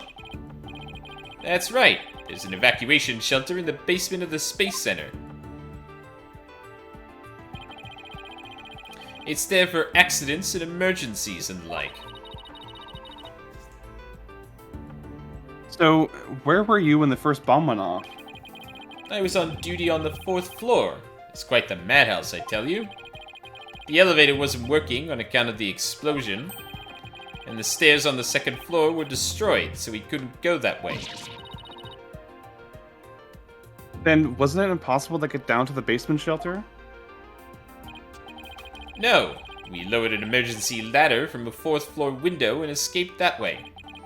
It was a folding ladder, so it wasn't very stable, but at least it reached the ground. After I secured the ladder, I left to take another look around for any other survivors. Once everyone else got out safely, I made my way down too and headed to the shelter. Wow, what an ordeal. But climbing on an emergency ladder sounds kind of fun. Thank you for your answers, Detective. They were very helpful. Just a moment. I have some more information to share with you. Allow me to info dump to you for hours now. But, don't tell Prosecutor Blackwell, okay? Wow, and Prosecutor Blackwell usually has you on a short leash, too. Well, never mind that. I thought you should know that there was a witness. Oh. Could you tell us more about this witness? Sure thing. The witness was a Space Center employee who was on the 4th floor. While she was climbing down, she looked through a window into the 3rd floor lounge. Wait. He was on the 4th floor. She looked through a window into the 3rd floor lounge. Okay.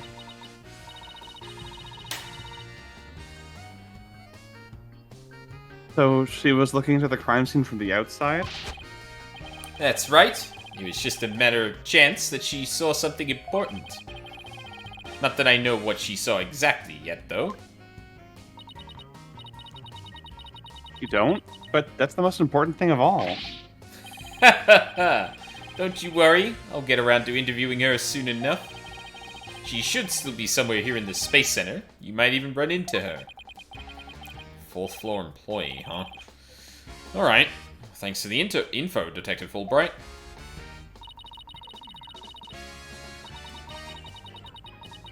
Yeah, you sure are being cooperative, Detective. A little too cooperative, even. Yes, well, actually, something you can't talk about? Yes, something like that. Anyways, never mind. Don't worry about me. Well, I'll be on my way now. What was that all about? Something is definitely going on. But I think I know the next time we see him. Okay. I'm not so sure he'll talk about it, though. Oh, I have ways of making him talk, boss. Please, please, please, please, please, please, please. Well, we have permission to investigate now. Let's head back to the boarding lounge. Boarding lounge. Hey, jackass. We got permission now.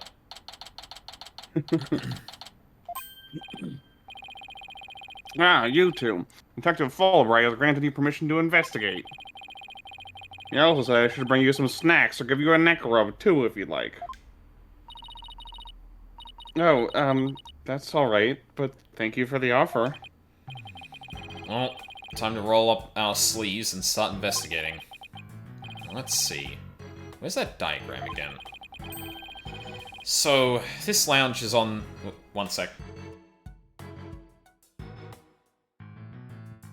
Excuse me. Thank you.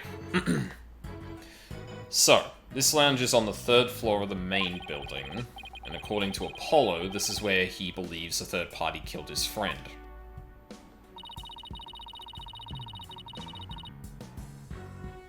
Well, let's stop the recap and start looking for traces of the third person, then. You read my mind, Athena. We'll make that our first priority. There's just one problem, though. This room... is just so big. Don't worry, we can use this to help us. A Space Center pamphlet? For tourists?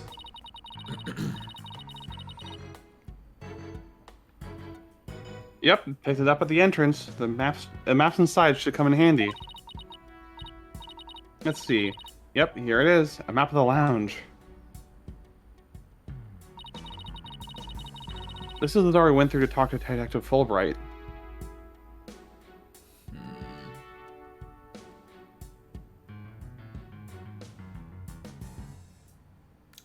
Interesting. Oh yeah, that's the door with the fingerprint recognition lock. Well, I guess this map will make things a little easier.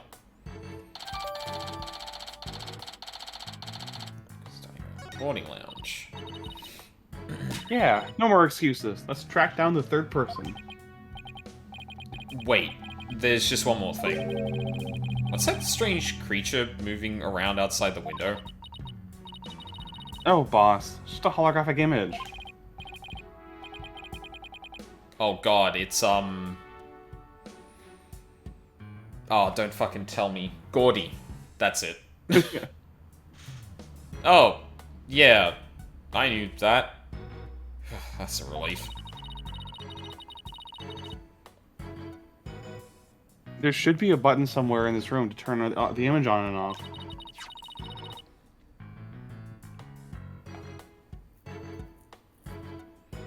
That's what it says in the pamphlet, anyway.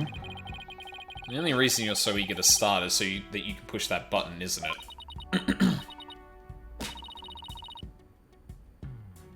And what's wrong with that? Let's just look for the button when we're looking for clues. Phoenix has got gremlin sense. Alright, fine. Let's get investigating. The fuck is this? That's some pretty futuristic looking furniture over there.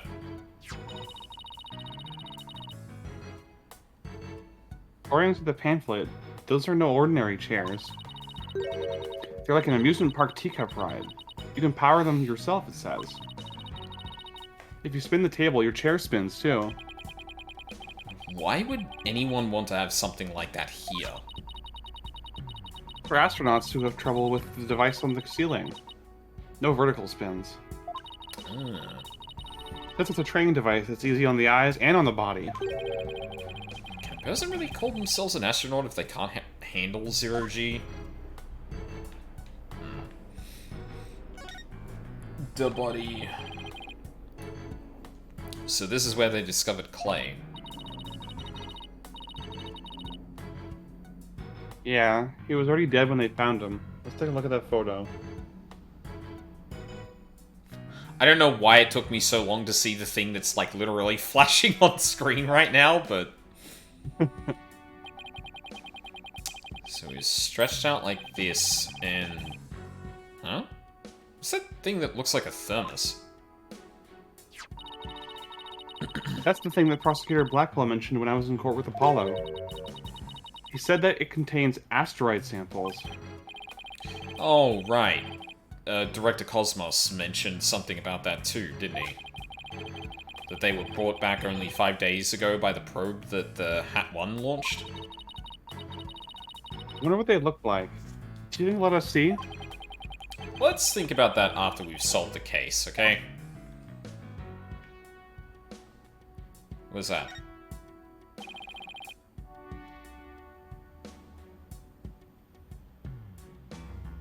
Are you fucking kidding me? I'm literally hovering over the shiny bit. Oh my god. Why? No matter how I look at it, all I can think of is torture device. Yeah. Put naughty astronauts in the contraption. But I guess it's a training device for getting used to zero gravity? Uh-oh. The thing now has an odd glint in her eye. Is she thinking about trying that thing out? I should try to stop her. But I'm afraid she'll just outmuscle me. A grown man is afraid of being outmuscled by a teenage girl. Yeah. Well, and this is why, like, this is, like, I think you mentioned it before that people do headcanon her as, like, pretty tall, but yeah, I would read that too based on that statement. Yeah, exactly. Like, I don't know, her body language and personality just reads as, like, a lanky girl to me. Absolutely, yeah. Hey, Mr. Wright, look at that up there. kind of fragment. Stuck in tight. Oh, so that's what the glint was all about. It's really weird that Like when I couldn't click on. Yeah. Why did they make that stand out so much if they didn't want you to click on it? It kind of looks familiar. I think it's part of the oxygen tank. Huh. Lest we forget she full body threw a guy like it was nothing. This is true, yeah. To be fair, though, okay, I'm gonna go to martial arts nerd for a moment. Yeah, I was wondering whether I should make that comment too. Go for it. The throw she did was an Aikido throw, which is extremely easy to do regardless of how muscular you are, because it uses their potential energy against them. The cop was moving to grab her, and she used the momentum from that movement to grab him and flip him. Like, I have a black belt in Aikido, and I used to help teach children it too. Like, literally 9-year-olds can do that if you teach them the right technique for it.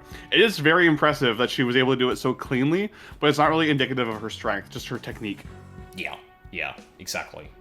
Like, when you use a person's weight or momentum against them, it's actually surprisingly easy to do something like that. Now, you know, if she did it from him doing a standing position and him not, like, leaning in or anything, that would be another thing entirely. Yeah, if it was just like a Geese Howard, like, pick you up and slam you down, that would be really impressive. Yeah, exactly. But that's also why Aikido is the coolest and most practical martial art in the world. And if you have a local place that teaches Aikido, you should learn it, because not only is it super practical and keeping yourself safe, but it's really fun too. This has been Mina's weekly Aikido shill session. Hell yeah. I studied karate for 7 years. I studied Aikido for 2 years. I had way more fun with the 2 years I studied Aikido than the 7 years I studied karate. I was about to say, when I was like, probably 9 or 10, my parents put me into something to learn karate, and I had a decent time with it, but like, yeah, I don't know. Nothing really stuck. And I had thought about doing other martial arts potentially afterward, because like, I think especially with, like, not trying to get thinner or anything like that, but just being more fit in general. Yeah. Like, it seems like it would be a good idea.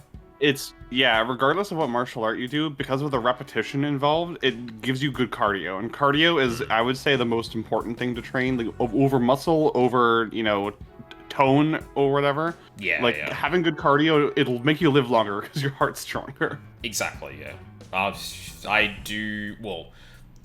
I slipped a little bit in recent days because, like, I haven't had as much time to do it, but, like, I've been aiming for between 6,000 to 10,000 steps a day just to get cardio going. That's not the same as, like, running or anything, but it's a start. If anyone's got a Switch, Ring Fit, super good for cardio. That game is like 100% cardio and core strength, but like it'll make you really good at both of those. Yep, I can also attest to that. I really should get back onto it, honestly. I haven't done it in like years. I think you're right, but if that's here, it means Clay's tank ruptured after they arrived at the boarding lounge.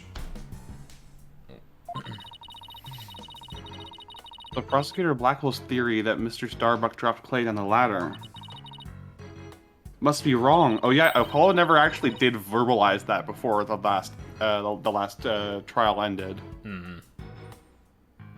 Yeah. This proves that both of the astronauts were alive when they reached the boarding lounge. So Apollo was right. Scene of the murder wasn't the launch pad. Way to go, Apollo.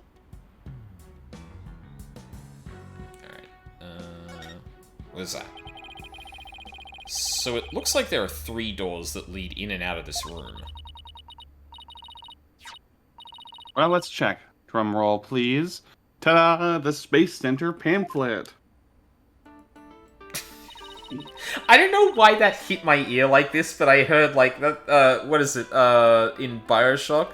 Welcome to the Circus of Value.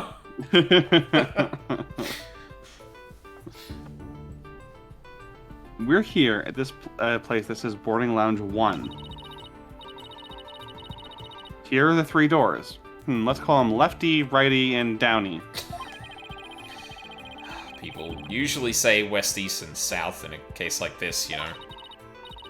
Details, details. Anyway, let's take a look at the west door. That's good delivery on that. I feel like she'd be belligerent about it. She doesn't like being corrected. Yeah. Alright, west then. That door with the rocket icon leads to Launchpad 1. I know because it says here on the map, Launchpad 1 corridor. So that's where we were with the detective. It's filled with smoke after the explosion. Right. Next up, the right-hand side of the map, or east in your world. That's the door with the satellite dish icon to signify communication, aka the control room. Yep, definitely says control room. Looks like it has another door on the opposite side. They communicate and exchange information with rockets and probes in space from there.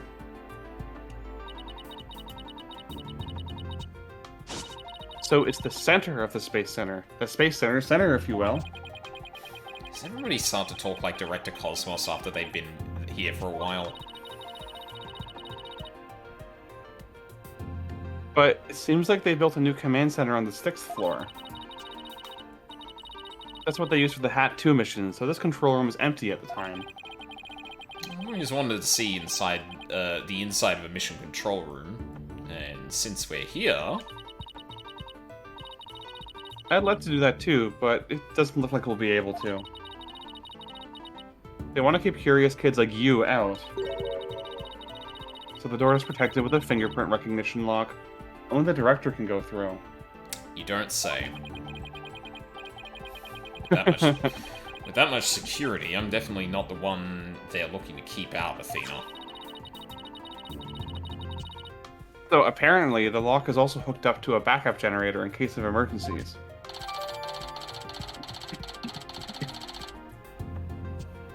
Right, so nothing could interrupt it from being locked by... Yeah, okay. Okay, what about that last door? This lower door. Oh, excuse me, I mean south door. I love how she puts the question mark after that, like it's like, how do you say south door? Am I saying that correctly? Yeah. It leads to the elevator.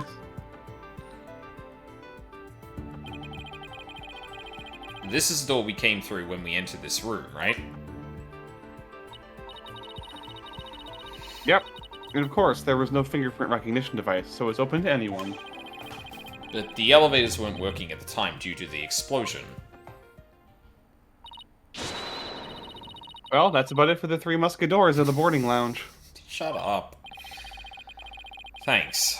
Understanding the layout of the lounge should help us understand the case. That's why I thought we'd better have a good grasp of where all the doors go. Alright, what's this? Helmet use required. Please use the moonwalk apparatus responsibly. Oh, shit. Danger. Oh. Oh.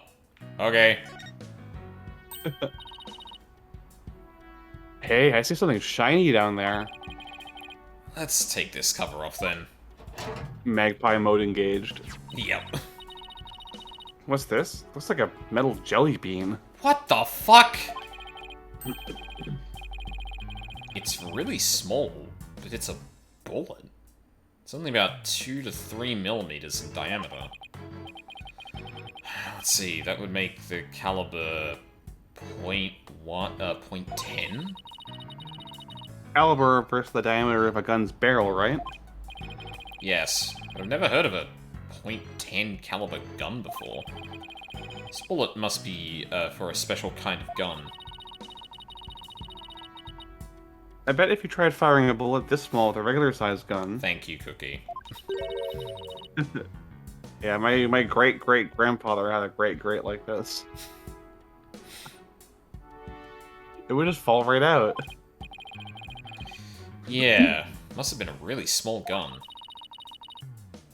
Wonder how the bullet ended up here. I mean, we are in the bottom left on the south door side of the room according to this map. This pretty far from where Clay's body was. Maybe the police didn't think to look here. Yep. Leave it to Detective Fulbright to accidentally hand us just the card we need. Discovered in a gutter that runs along the south wall of the boarding lounge. It was fired from a .10 caliber handgun.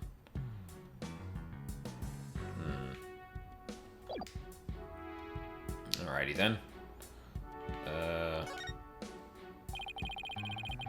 Here's another amazing piece of equipment.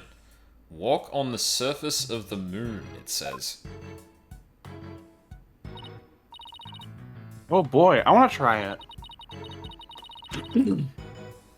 Gravity's weak on the moon, so I bet I could do mid-air somersaults. We're still on Earth, remember? Besides, it's connected to the ceiling. Well, at least I could jump really high. There's a sign on the wall that very clearly says, "Don't jump too high." What good is this thing? Didn't I say in the beginning? Walk on the surface of the moon? Awesome. What is that? What's this? Trapdoor? Oh, it has a trash can symbol next to it. Trash chute. The cleaning robots throw the garbage out from there. The robots do the cleaning? What a futuristic world we live in. I just hope they don't revolt like they do in science fiction movies. No way. All the robots here are very nice. Really weird to exist in a time where that seems a bit more quaint. I'm gonna be real. Yeah. Actually, wasn't there one in the Launchpad 1 corridor? We can go say hi to it if you like. Oh, hell yeah. I want to say hi to the robot. Okay, that was...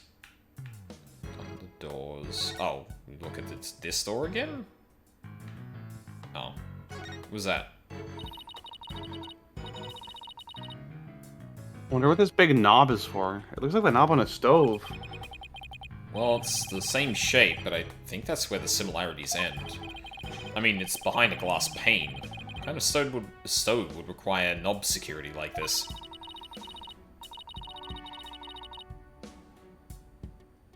Well, the knob is straight up and down, so if it was for a stove, the burner would be off. Right. If it was for a stove. Still, I wonder what it's really for. Something turned on by a knob that's not a stove. How about a rocket engine? If you had to start the engine here, the rocket would take off before you could get in. Then I guess we can all we can say for now is that it's a mystery knob. Awesome. So this is the fingerprint recognition device. I guess you put your hand on this hand mark.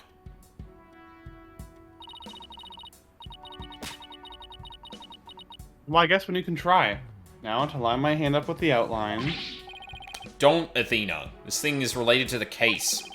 Get your prints all over that, and the next thing you know, you'll be named a suspect. Oh, how could you be so cruel to a little girl like me? I'm not buying those tears, Missy. You can't try that on me. The assistant I had in previous cases was far better at using that than you are. Let's see. This door is... Where's that pamphlet? Here we are. The door to the corridor that leads to Launchpad 1. We went through it earlier when we went to talk to Detective Fulbright. So I guess the security lock must be disengaged now, right? They say the corridor was filled with smoke at the time of the bombing. This thing beside the door, this must be the fingerprint recognition device. Which reminds me, I think Prosecutor Blackwell talked about it at the trial.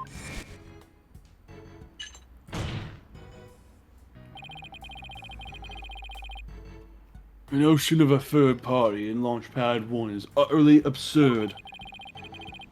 Just to enter the area from the lounge, one must pass through a door guarded by a fingerprint recognition device. And allow me to state up front that there are precious few with the clearance to do so. Then, does this mean that the bomber's fingerprints were verified by the system. But the number of authorized personnel was supposed to be really small. Voila! Fingerprint powder. I brought it just in case something like this came up. I found it at the office. I've just been itching for a chance to use it. Wow, way to think ahead. Now, let's dust the fingerprint recognition device and see what we can find. You got it. I'll just sprinkle some here, a little over there, and...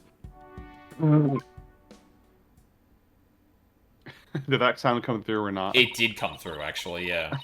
Bless it. It was a bit muffled, I imagine, because of noise cancelling, but yeah, it did come through. Excellent. Let's see what we have here. Oh, we got something. Oh, that's only a single set of prints. Isn't that a good thing? Sure wish we could figure out whose prints these are. Although I doubt we'll be so lucky as to get the culprit's prints on the first try. Well, I'm willing to bet that Detective Fulbright has some fingerprint data. Right. And there's the security footage of this door, too. Yeah, here it is. It came up in court the other day. I wish we could see the part of the footage just after this bit.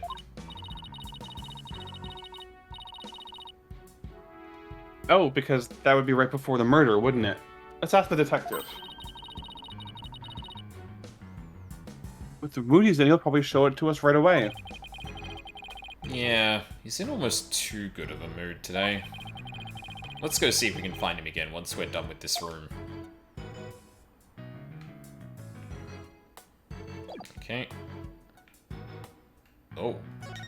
Hello. A bright purple sky, plenty of greenery, and a tranquil lake. The idyllic scene stretches as far as the eye can see. It's beautiful, but it lacks something to make it truly captivating. Are you fucking serious? Oh no, that's a spider web. I thought that was a crack in the screen, I'm not gonna lie. I was like, oh, that looks interesting. Almost like a bullet hit it or something. At first glance, it looks like a peaceful landscape, but then there's that creature. Didn't the Hope probe go to some planet? Maybe this is what its surface looked like. No. I think it would have made the news if they discovered a creature like that. It did make quite a bit of news, though, when the probe came back. Yeah, but the Hope probe didn't even go to a planet. It went to an asteroid. That's a big rock kind of thing. Even aliens can't live there. And I would know. Me, expert on aliens. Xenobiologist Phoenix, right? Mm-hmm. Yeah. And if the protagonist of a media series I was looking into just became a really specific kind of biologist for almost seemingly no reason, I'd have 2 nickels. Oh, what's this? Some kind of panel with 2 buttons on it here. Just push it. That's the invariable principle of buttons. Hiya. There are some things as buttons left unpushed.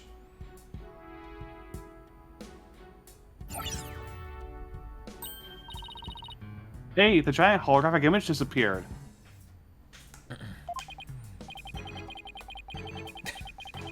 Maybe he asked. Yeah, though that side of the wall seems kind of barren without it now. Still, let's see if we can't find anything new with the image off. Oh my god. Yeah. There you go. Perfectly lined up to look like it was in the tree. God damn. Yeah. How was that? Hey, Mr. Wright, take a look at this. It looks like a bullet hole. Great find, Athena. Pretty big. Whoever fired this shot must have been using a pretty large gun. You think so? Based on my experience, I'd say this was fired from a regular pistol. Well, whatever size it was, somebody fired a gun in here, right? Apparently. This is an important fact. Do you see a bullet around somewhere? No. The police might have taken it, though. Single bullet hole was found in the boarding lounge. The bullet itself is missing.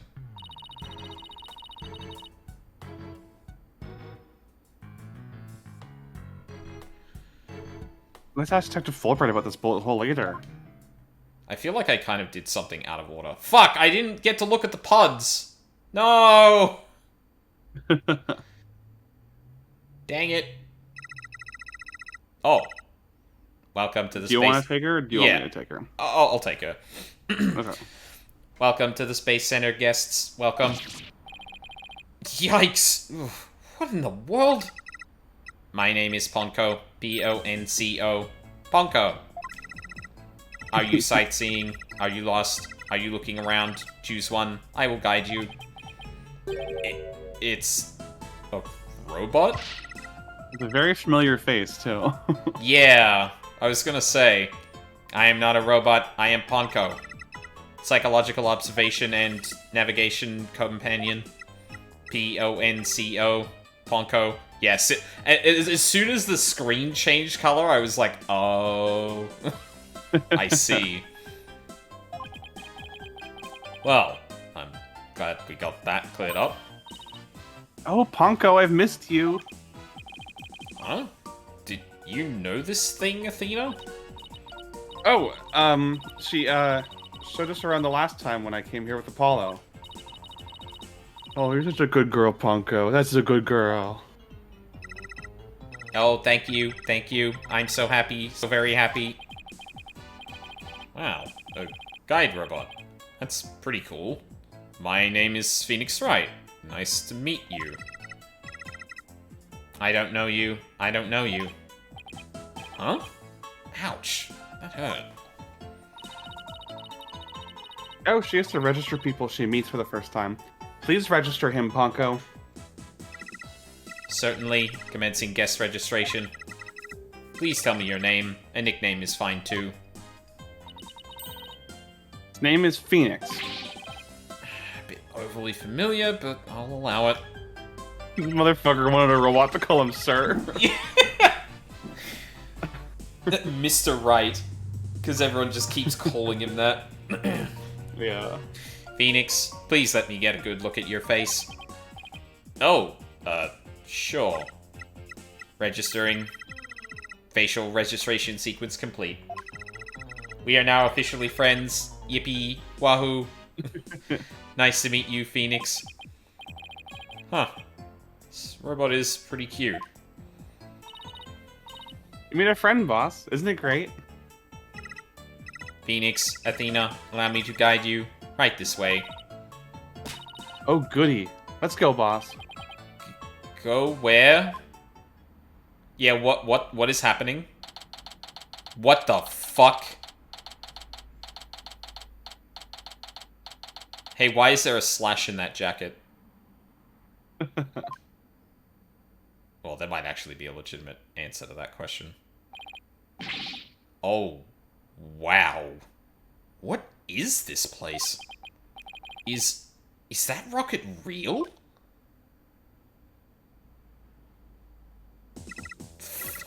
Fucking 3D, 3D art made just for... Oh, sorry. Going into 3D, the concept was just for this. Yeah.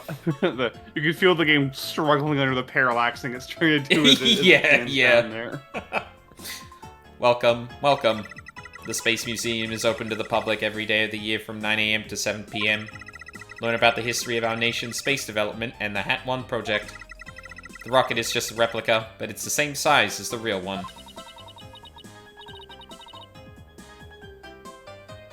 Space Museum. Oh, here it is on the map. Yippee! Okay, so it's on the exact opposite side of the main building from Launchpad. Uh-huh! Is that so? I don't suppose it has a lounge linking to the fucking tunnel like the other side, does it? genuinely, I was gonna be like, oh, this is getting into some Danganronpa shit when we're like looking at the exact layout of the room, the doors in and out, and all that shit. I won't say what, just Grape House ass museum. yeah. Oh god. Can't wait for Luca to actually fucking play Danganronpa. Me too, I'm so excited.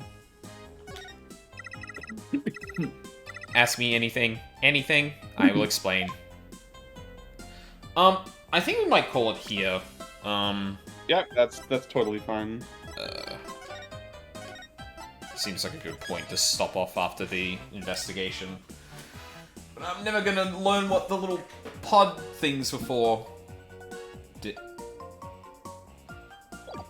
Oh, right, you have to press B to do the thing. Right, I forgot about that bit. Oh, boy. God, I'm not gonna lie, the way this case is kind of, like, paced at this point, it really feels like it could have been the last case. I'm kind of surprised I know, it isn't. Especially with things starting to converge, I think. Like, yeah, now that I'm like, getting into this case a little bit, my mind is just going, what the fuck is case 5 gonna have to do with? Like, either this case leaves some loose ends open, or something else happens, and yeah.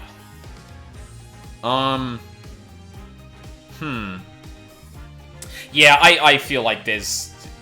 I don't know if it's exactly gonna happen like this, but I do feel like, with the whole thing being, like, mirrored across the elevators as the center, I feel like there's gonna be some shit here where, like, someone's actually confused about which corridor they were in when this all transpired. Like, and especially with, Solomon kind of, like, potentially drugged.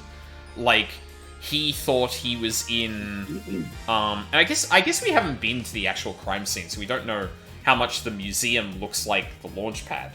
But I could believe, for example, a drugged or otherwise intoxicated person is in the space museum and is like, oh my god, that's the rocket, and then they're walking back, and then suddenly their testimony is, yeah, I was in the museum, I was in the launch pad and went through the corridor.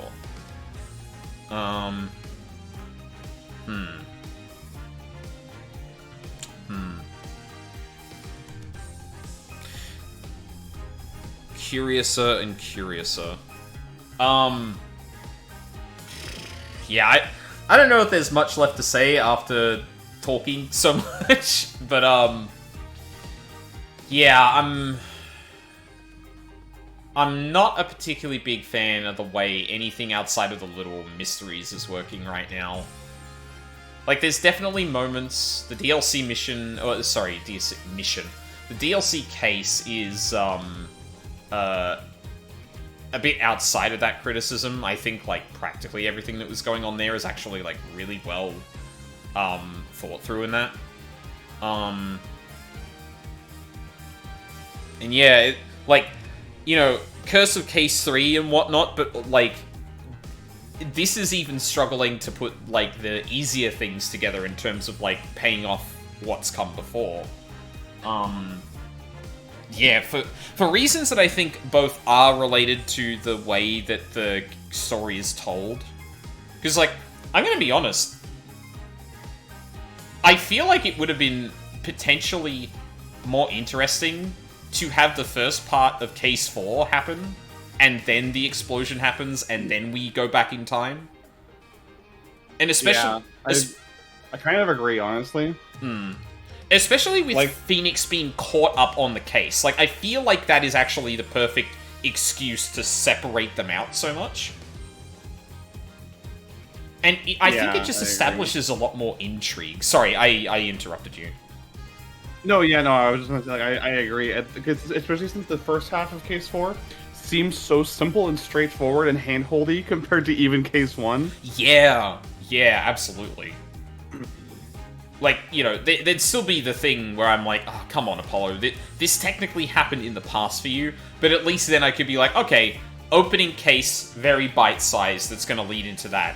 and then you get swerved with the explosion, which throws you into the 2-day case 1, quote unquote. Which I don't know how numbering would work in that case, but yeah. And I think like honestly, that first bit, outside of my misgivings about it, specifically because its position in the sequence of events, like, it also works as a really intriguing kind of starting point, where, like, you know, Blackwell breaks his things immediately, and, like, you might be with no other explanation, you're like, whoa, okay, well, hang on. Why has he got those on? But 2, he just straight up broke them? And then, like, Apollo has got the thing over his eye, and he's being a bit distant and stuff like that, which, like, raises the concern, which, like, ends up with you mirroring the concern of Athena a lot better, because you're like, this doesn't seem like Apollo at all. Whereas I feel like that moment being, like, after it's already established that he ends up leaving after the explosion and going through the entire rest of the game, just is kind of like, oh, okay, we're finally back to this, rather than being an interesting narrative moment. Yeah, this game, like, if nothing else outside of, like, the specific criticisms of some of the cases, I definitely think the broad kind of structure is just messy, and that's causing a lot of other problems. It's so unnecessary. I much prefer it when Ace Attorney games have, like, a more linear chronological structure. Like, I'm totally fine with it, like, doing flashback cases that are, like, revelatory, you know? Yeah. Like, I think it's really fun when you learn something huge and earth-shattering, and then the game flashes back to recontextualize that. I think Great Ace Attorney 2 does that in a really interesting way, where the second game chronologically follows the first game, but after the first case of the second game, the characters learn something really important that makes them flash back to a case that happened off-screen in the first game, but was mentioned and referred to in the first game. Ooh.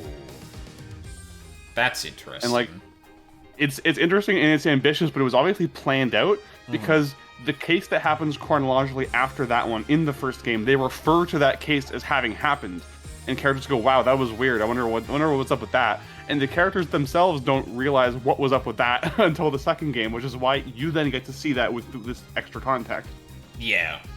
Yeah, like, the, more or less, the player and the characters in the story are kind of aligned in their, not perspectives necessarily, but their, the importance they weigh on past events.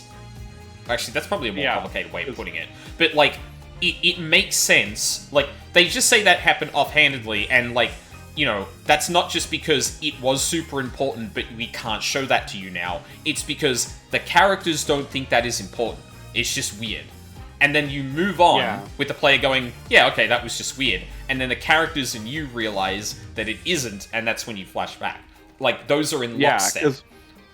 Exactly, yeah, because if that case had happened where it's supposed to happen chronologically in the first game, people would call it a filler case, because the information you learn in it is not relevant yet. But with the renewed context of, oh, this is why this is important, it's really cool to see. Yeah. Like, yeah, it just... I think in general, Dual Destinies feels like it's trying to do too much, and it's not really doing any of it particularly well.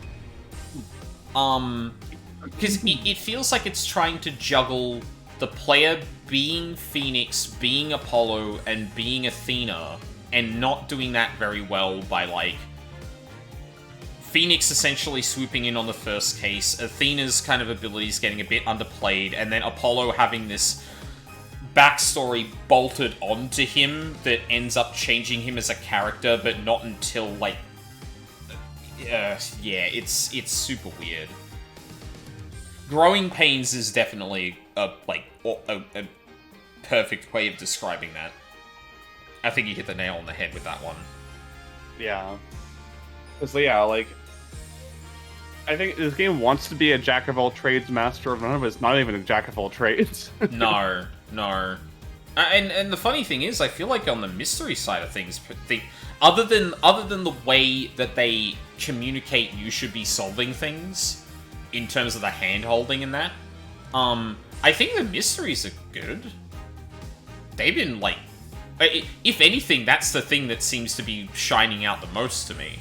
But it's just muddied in all of this other crap that, Mired. Yes, absolutely. And I guess the reason it sticks out so much is, like, the series hasn't had this problem before. Or at least in the series of games, in the sequence that I played it, at least. But, like, I look back at Danganronpa, which admittedly has a bit shorter of a series to work with, but I feel like that kind of problem crops up a lot more in it. So, when it does end up happening, sometimes I'm a bit more, yeah, that's just kind of what you get with Danganronpa. They do try and do a fair bit, and it doesn't always land the best, but, like, you know, some of it's really ambitious, and when it does land, it's really good. This is more just like, we've had, like, really consistently good shit, and then suddenly there's been a downturn in this game specifically. And it's like, ugh. Well, I suppose other than Case 3 of the last game, which is... Jesus. Yeah. And, like, I'm getting a LaBelle and,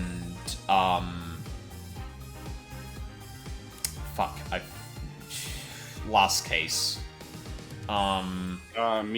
Means? Yeah. I'm getting those kind of vibes in terms of, like, so it was Yuri. So, like, the only other named character that was at the crime scene, the other person's dead. It's Yuri, right? Like, that. And also, esoteric gun. I believe that man keeps around an esoteric old-style gun or some shit like that. So you see him once, it's like, yeah, this motherfucker owns weird weaponry. Yeah, no, absolutely, yeah. I reckon he's got a 60s or 70s style pistol that shoots incredibly small bullets for some reason. Like, yeah, no. So yeah, I'm getting that too, which, like...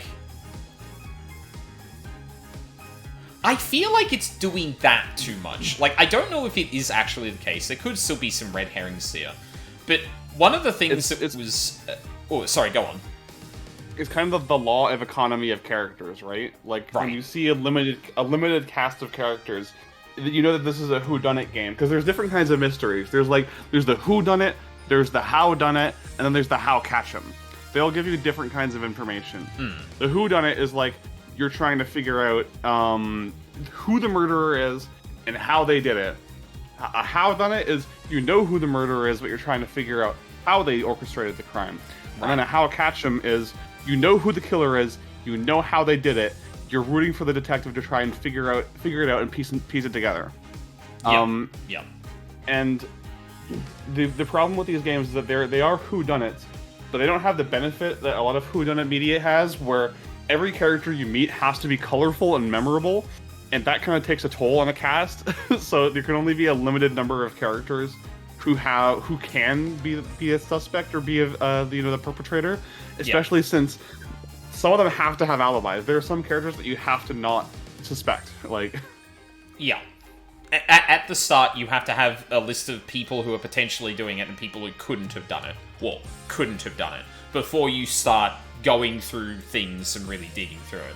And you're absolutely right. Like, it's hard to ride the line between, like, a lot of memorable characters and it's a lot of work to make memorable characters, because, you know, it involves writing and thinking through things and stuff like that.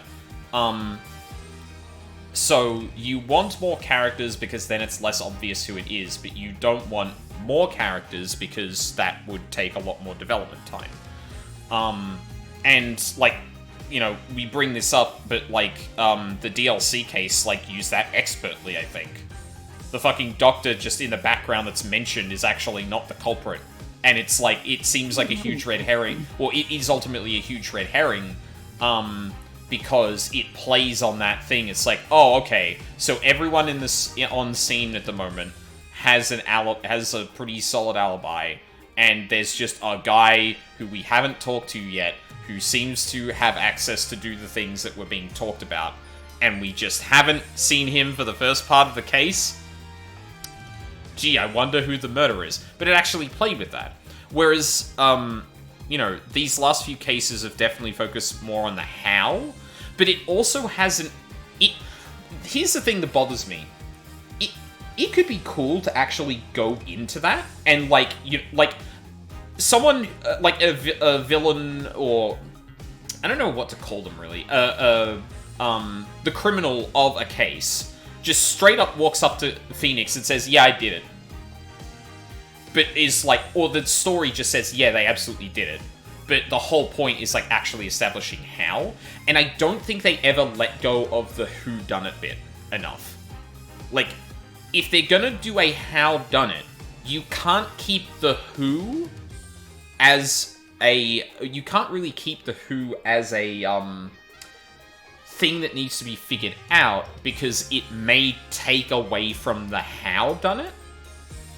And also, in this specific case, it just feels like it's not that any of the characters are saying that it was probably him. It is a meta acknowledgement that it is probably him. And I don't think it's really balanced well enough.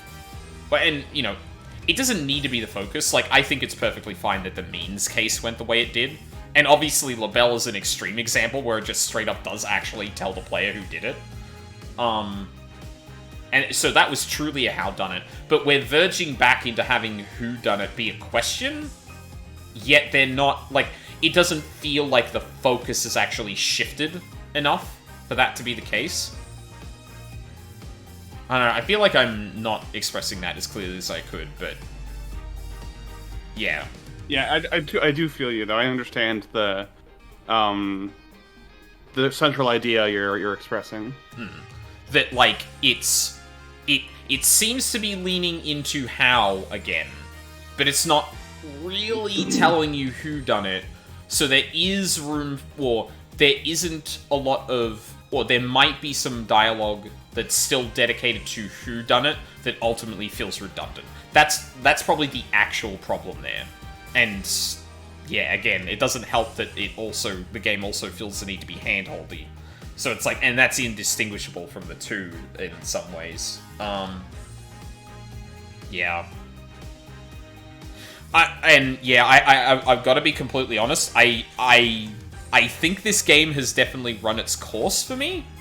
And that might be because we did the DLC in the middle of it, so it feels like a particularly long Ace Attorney game.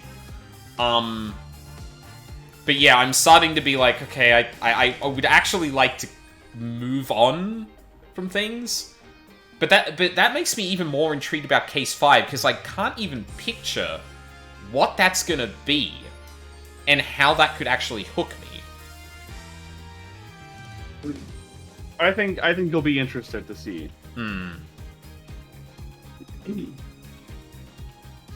That's all I'll say. I don't want to say too much, but I think it will at the very least interest you. Even if you don't like it, it'll interest you. Okay. Interesting. Cool. Yeah, to do that, we gotta play through the rest of the game, which is not happening today. So, yeah, that's gonna be it for today. This next week, during the week, I'm gonna be quite busy, so there's probably not gonna be too much going on there. I still don't know what I'm gonna do in terms of Monster Hunter. Am I really... Because I want to give the narrative games a chance to... any game that I play that has a narrative, I want to give that a chance to actually have its narrative. But at the same time, Oh, sorry, go on. My recommendation for you would be to play the story single player. It's not very long. It's 10 hours maximum from what I hear. The actual meat of the game starts after you beat the story and get promoted to high rank. That is when it just becomes more arcadey. Do hunts with friends. There's no walk and talk narrative that gets in the way. You're not being constantly booted back to the lobby and away from your party. You can just stay in a group and just keep doing missions one after the other. Yeah, because me, Val, and Cookie figuring out how the multiplayer would actually work during the story there was that was an adventure. It's pretty rough from what I've seen. I've kind of dedicated myself to just finishing the story before I do any hunts with people, because it just seems like such a hassle to have to keep reforming the party and, getting kicked out to get cutscenes every 3 seconds. Yeah, and yeah. Like, this is the first Monster Hunter game that's attempting to tell, like, an actual story. Instead of just this story that's an excuse to include all these locales and all these monsters. And from what I've heard, even from, like, diehard Monster Hunter fans, this is by far the best story any Monster Hunter game has ever had, which is great. But the downside to that is that because of this focus on the narrative, they kind of lock the actual multiplayer part of the game behind the completion of that story. So, and on top of that, the multiplayer doesn't mesh well with the actual story progression either. Like, it's just a little too janky to work around it. Yeah, it's interesting because the previous games handled the story differently. You basically just had cutscenes when you went back to the hub, and then at the very start of missions when you went to go play them. So occasionally, you would load into a mission, and the game would tell all of your friends, this player is watching a cutscene, just give him a second. And then you would all get to, like, run off and go do the thing together. And then when you went back to the hub, you would get a cutscene to show what's happening next in the story. But they also get to run around and do their, like, mission prep stuff in the meantime. This game does not do that. This game is like, okay, you finished a mission, everyone go scatter. You've got a cutscene to watch. Yeah, and you wanted to actually play with people? Well, you better set it up in a specific way that allows the SOS flare to allow only those people in, and they need to do it timely, otherwise the NPCs come in. And obviously, some of this is probably going to be outright wrong too, because I didn't end up looking up what you have to do to it. But yeah, the way we think it works is like, just not conducive to going through the story with a group of people. I think that's probably the best way to put it. I would agree with that, yeah. I guess just, and maybe I do just treat it as its own narrative and just play through it like I do other games on the weekend. Yeah, I think that's an okay way to handle it, because if you do it that way, you will probably get that game cranked out in like 2, maybe 3 weeks. And then, from then on, you can do a regular, like, multiplayer Friday thing or whatever. Yeah. Well, yeah, this is a problem, is, like, I've got so few days to actually, like, link up with people. Well, at least people overseas. I could play with, like, my, old raid buddies, but I want to play with different people. Yeah. I'll have a think about it. At the very least, during the week, I'll probably, like, pull out some other weapons and just, like, lab with them and see what I like, because, I know I like the hunting horn at the very least. The thing I'm not sure about is other weapons, because it recommended the long blade, and then I couldn't do the thing it was telling me I could do, so I just set it down and went, okay, fuck it, I'm going for the hunting horn, because that seems cool. The hunting horn is really cool, yeah. I think you would personally mesh with either the lance or the switch axe also. The lance is like a really, really good beginner weapon because it's very forgiving in the mistakes you make. Like, you have a guard, so you don't have to be good at, like, dodging. The animations are hefty, and they give you super armor, so even if you get hit during them, you won't be hit out of your attacks. And the animations are, for the most part, cancelable, so you can reposition really easily and are not caught, with your pants down doing a long swing that takes a million years to recover. Yep. And then the switch axe is just a really good, like, balls to the wall weapon. Like, you just go to town on the opponent. When your gauge fills up, you switch to the other mode and you keep going to town. And it's just like, it's a good gameplay loop of build up so that you can transform, so that you can beat the shit out of them, and then once the meter drains, you build it up again. It's fun. I like it. Yeah, I've just really got to get my hands on it, because, like, I've played enough of the gameplay to know that, like, okay, some of my instincts on gameplay and how this, like, looks from just the description is going to be hard to apply here, because the gameplay and action is a lot more deliberate and committee than even something like Dark Souls in a lot of ways. Yeah. For sure, yeah. And it, like, the actual thing there is a lot more of the longer gameplay loop, I would say, rather than the shorter ones of just engaging with the movements and that. It's like, no. You need to go in with a thought of what you're going to end up achieving by engaging, execute that, and then think about it again, especially with, like, the wounds and shit like that. There was a chart that was made for a world, I think, that was like, it was like a chart of every weapon and what part of the monster you should be aiming for if you're using that weapon, and that personally helped a bunch of people I know really get their head around, like, the range and the distance they should be playing at with, like, whatever weapon they liked. Because it's like, if you're playing, like, I remember when I first picked up the hammer, I've been a hammer main since Generations, but Generations was the first time I touched the hammer.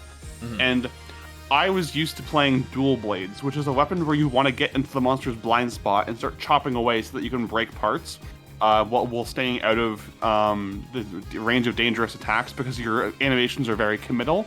Yeah. So playing to the hammer, I had a difficult time adjusting. I felt like I was doing no damage, and that's because the hammer has to hit the head. You need to hit the head. Your job is to create stun opportunities and let everyone else go to town without having to worry about getting knocked out of their animations. But to do that, you have to hit the head. And thankfully, the hammer is a very mobile weapon. It's really easy to dodge roll and cancel your animations so you don't get stuck. But you need to stay at the most dangerous part of the monster for the entire hunt. So learning that, it was an adjustment, but it helped me understand the hammer better, because I was playing it suboptimally. I was playing it like I was playing with dual blades. And that, like, it hindered my my enjoyment of the weapon because I wasn't sure how to be using it. Whereas, like, if you're using the greatsword, for example, the greatsword is one that has very long committal animations, but it's also a cutting weapon. So the best place to position yourself if you're using the greatsword is at the tail, because you can cut off a tail, which gives everyone extra loot for the mission, and it keeps you safe from everything except for spin attacks. So all you have to look out for is this, as when a monster does a spin attack or a whip attack with its tail. Yeah. Otherwise, you can kind of power through any of its, like, thrashes or swipes with your super armor, and that makes it a very fun and rewarding weapon as well, because you have a specific job that only you can do, which is cut off the tail and hit wounds on the backside of the body, while you're also, just doing very basic, like, AAB combos essentially. Yeah, and I think the reason I gravitated to the hunting horn was because of the whole buff thing, and I realized in playing it that, like, well, obviously hitting the monster is good, and there's specific, like, note patterns you do to deal a lot of damage, but, like, actually, your most important thing is just hitting the button sequences. Fuck if you hit the actual monster, you gotta make sure you just get the payoff of all of that. And so, like, I definitely don't have I'm still developing the sense of, like, what I need to position, or where I need to position and when. Especially when, like, because with the establishing the patterns, that's pretty basic. Well, sorry, you can weave in and out of it. There's no timing you need to hit with any of that. But when you commit to the songs, you need to fucking commit to the songs. If you get knocked out early, you either lose buffs or don't get them as long. So yeah, it's a lot of that stuff that I'm still figuring out, as well as just how do I play with weapon. Like, that's one weapon out of 14. So yeah. Yeah, maybe it is probably better to just plow through the story to get to that then, and then, if someone's behind, then I'll just help them out, rather than expect or trying to link up with a bunch of people to do the story. I definitely, the pattern I did see is a lot of people were definitely playing through the story solo and then picking people up for just, like, the optional missions to, like, just go re-hunt shit. Yeah. Anyway, it's a new game whose loop I'm unfamiliar with, so I'm still kind of finding what I want to do with that as a thing I do on stream. But it might just be that it becomes the Saturday time slot. So yeah, back from the tangent. Yeah, during the week, probably nothing, because I'm going to be very busy. On next weekend, we'll probably do more Monster Hunter Wilds on Saturday. I might still have, like, Val and Cookie in call, or whoever wants to be in call, honestly. But I may just entirely do that solo. Maybe I'll figure out a weapon that might be better suited to that than the Hunting Horn, because when I was soloing things with the Hunting Horn, it did seem to take a little bit, compared to obviously being in a group. But A, I don't know. I don't know how different being in a group should be. But B, and I think more importantly, like, I was getting attack buffs on myself and stuff like that would have been doing stuff. Like, a lot of the stuff that probably made it take longer is the fact that I'm new to the game. So, like, aiming at wounds and bullshit like that is just unfamiliar to me. So, yeah. I think that'll probably be the Saturday slot, at least, like, prospectively. It doesn't mean the Path of Exile thing sticks to the side for now, but I think that's fine. I've got enough Path of Exile in my life with the new event going on. And then next weekend, hopefully, Ace Attorney how does next weekend look for you, Mina? Yeah, next weekend should be fine. I do have an event I'm going to Saturday afternoon, so we might have to do a bit of a later start, but I should be good for it. The weekend after that, I'll have to take a rain check on, because I'm going back home to my parents' home to visit them for my mom's birthday. Oh, neat. And coincidentally, my mom's birthday also lines up with my dad's spinal surgery, so he'll be in recovery. He'll be in recovery for that. So not only am I celebrating my mom's birthday, but I'm also helping her, take care of him while he's bedridden. So yeah, fair enough. Okay. I don't think I'll be able to do it that weekend. There's a chance if I'm able to bring my phone and/or laptop and my microphone there. There's a chance I could still do it, like squinting on my phone, but I can't make any guarantees. So. Sure. Like, I personally, like, I don't want you to put yourself out, especially in a situation like that, just to be on there. Like, I realize, like, we're both here because we enjoy doing this, but, like, if it's gonna take that much hassle, and especially for something important as that, we could just take a rain check. Like, that's perfectly fine. But we can talk about it, like, closer to the date, or even on the day if, like, you feel like, yeah. Yeah, well, we'll play it by ear. Exactly. We always do. Yeah. I forget when Labor Day is. Is that going to be this weekend or next weekend? Wait, shit. Hold on. Have I got a... No, it's the 17th, isn't it? Fuck, I just realized I may have a day off tomorrow and I didn't realize it. What are public holidays? When is Labor Day? Oh, no, it's the 10th. It's next weekend. Okay. Damn. I was gonna say, yeah, if I had an extra day tomorrow and I was like, I never planned for it, I would have been like, oh, okay, I guess I could play Monster Hunter. I'm gonna have to think about what I'm gonna do next weekend with that extra day. To be determined. Maybe a stream, maybe nothing. We'll see how I'm feeling. But yeah. That's kind of the plans the next couple of weeks, essentially, then. Yeah, I don't think there's much else to say. It didn't seem to be anyone Very good to raid, so I think we'll probably just end it here. Yeah, so, thank you very much for watching live on the VODs. I really appreciate it. I hope you all have a lovely day, and hope to see you all next time. Thanks, everyone.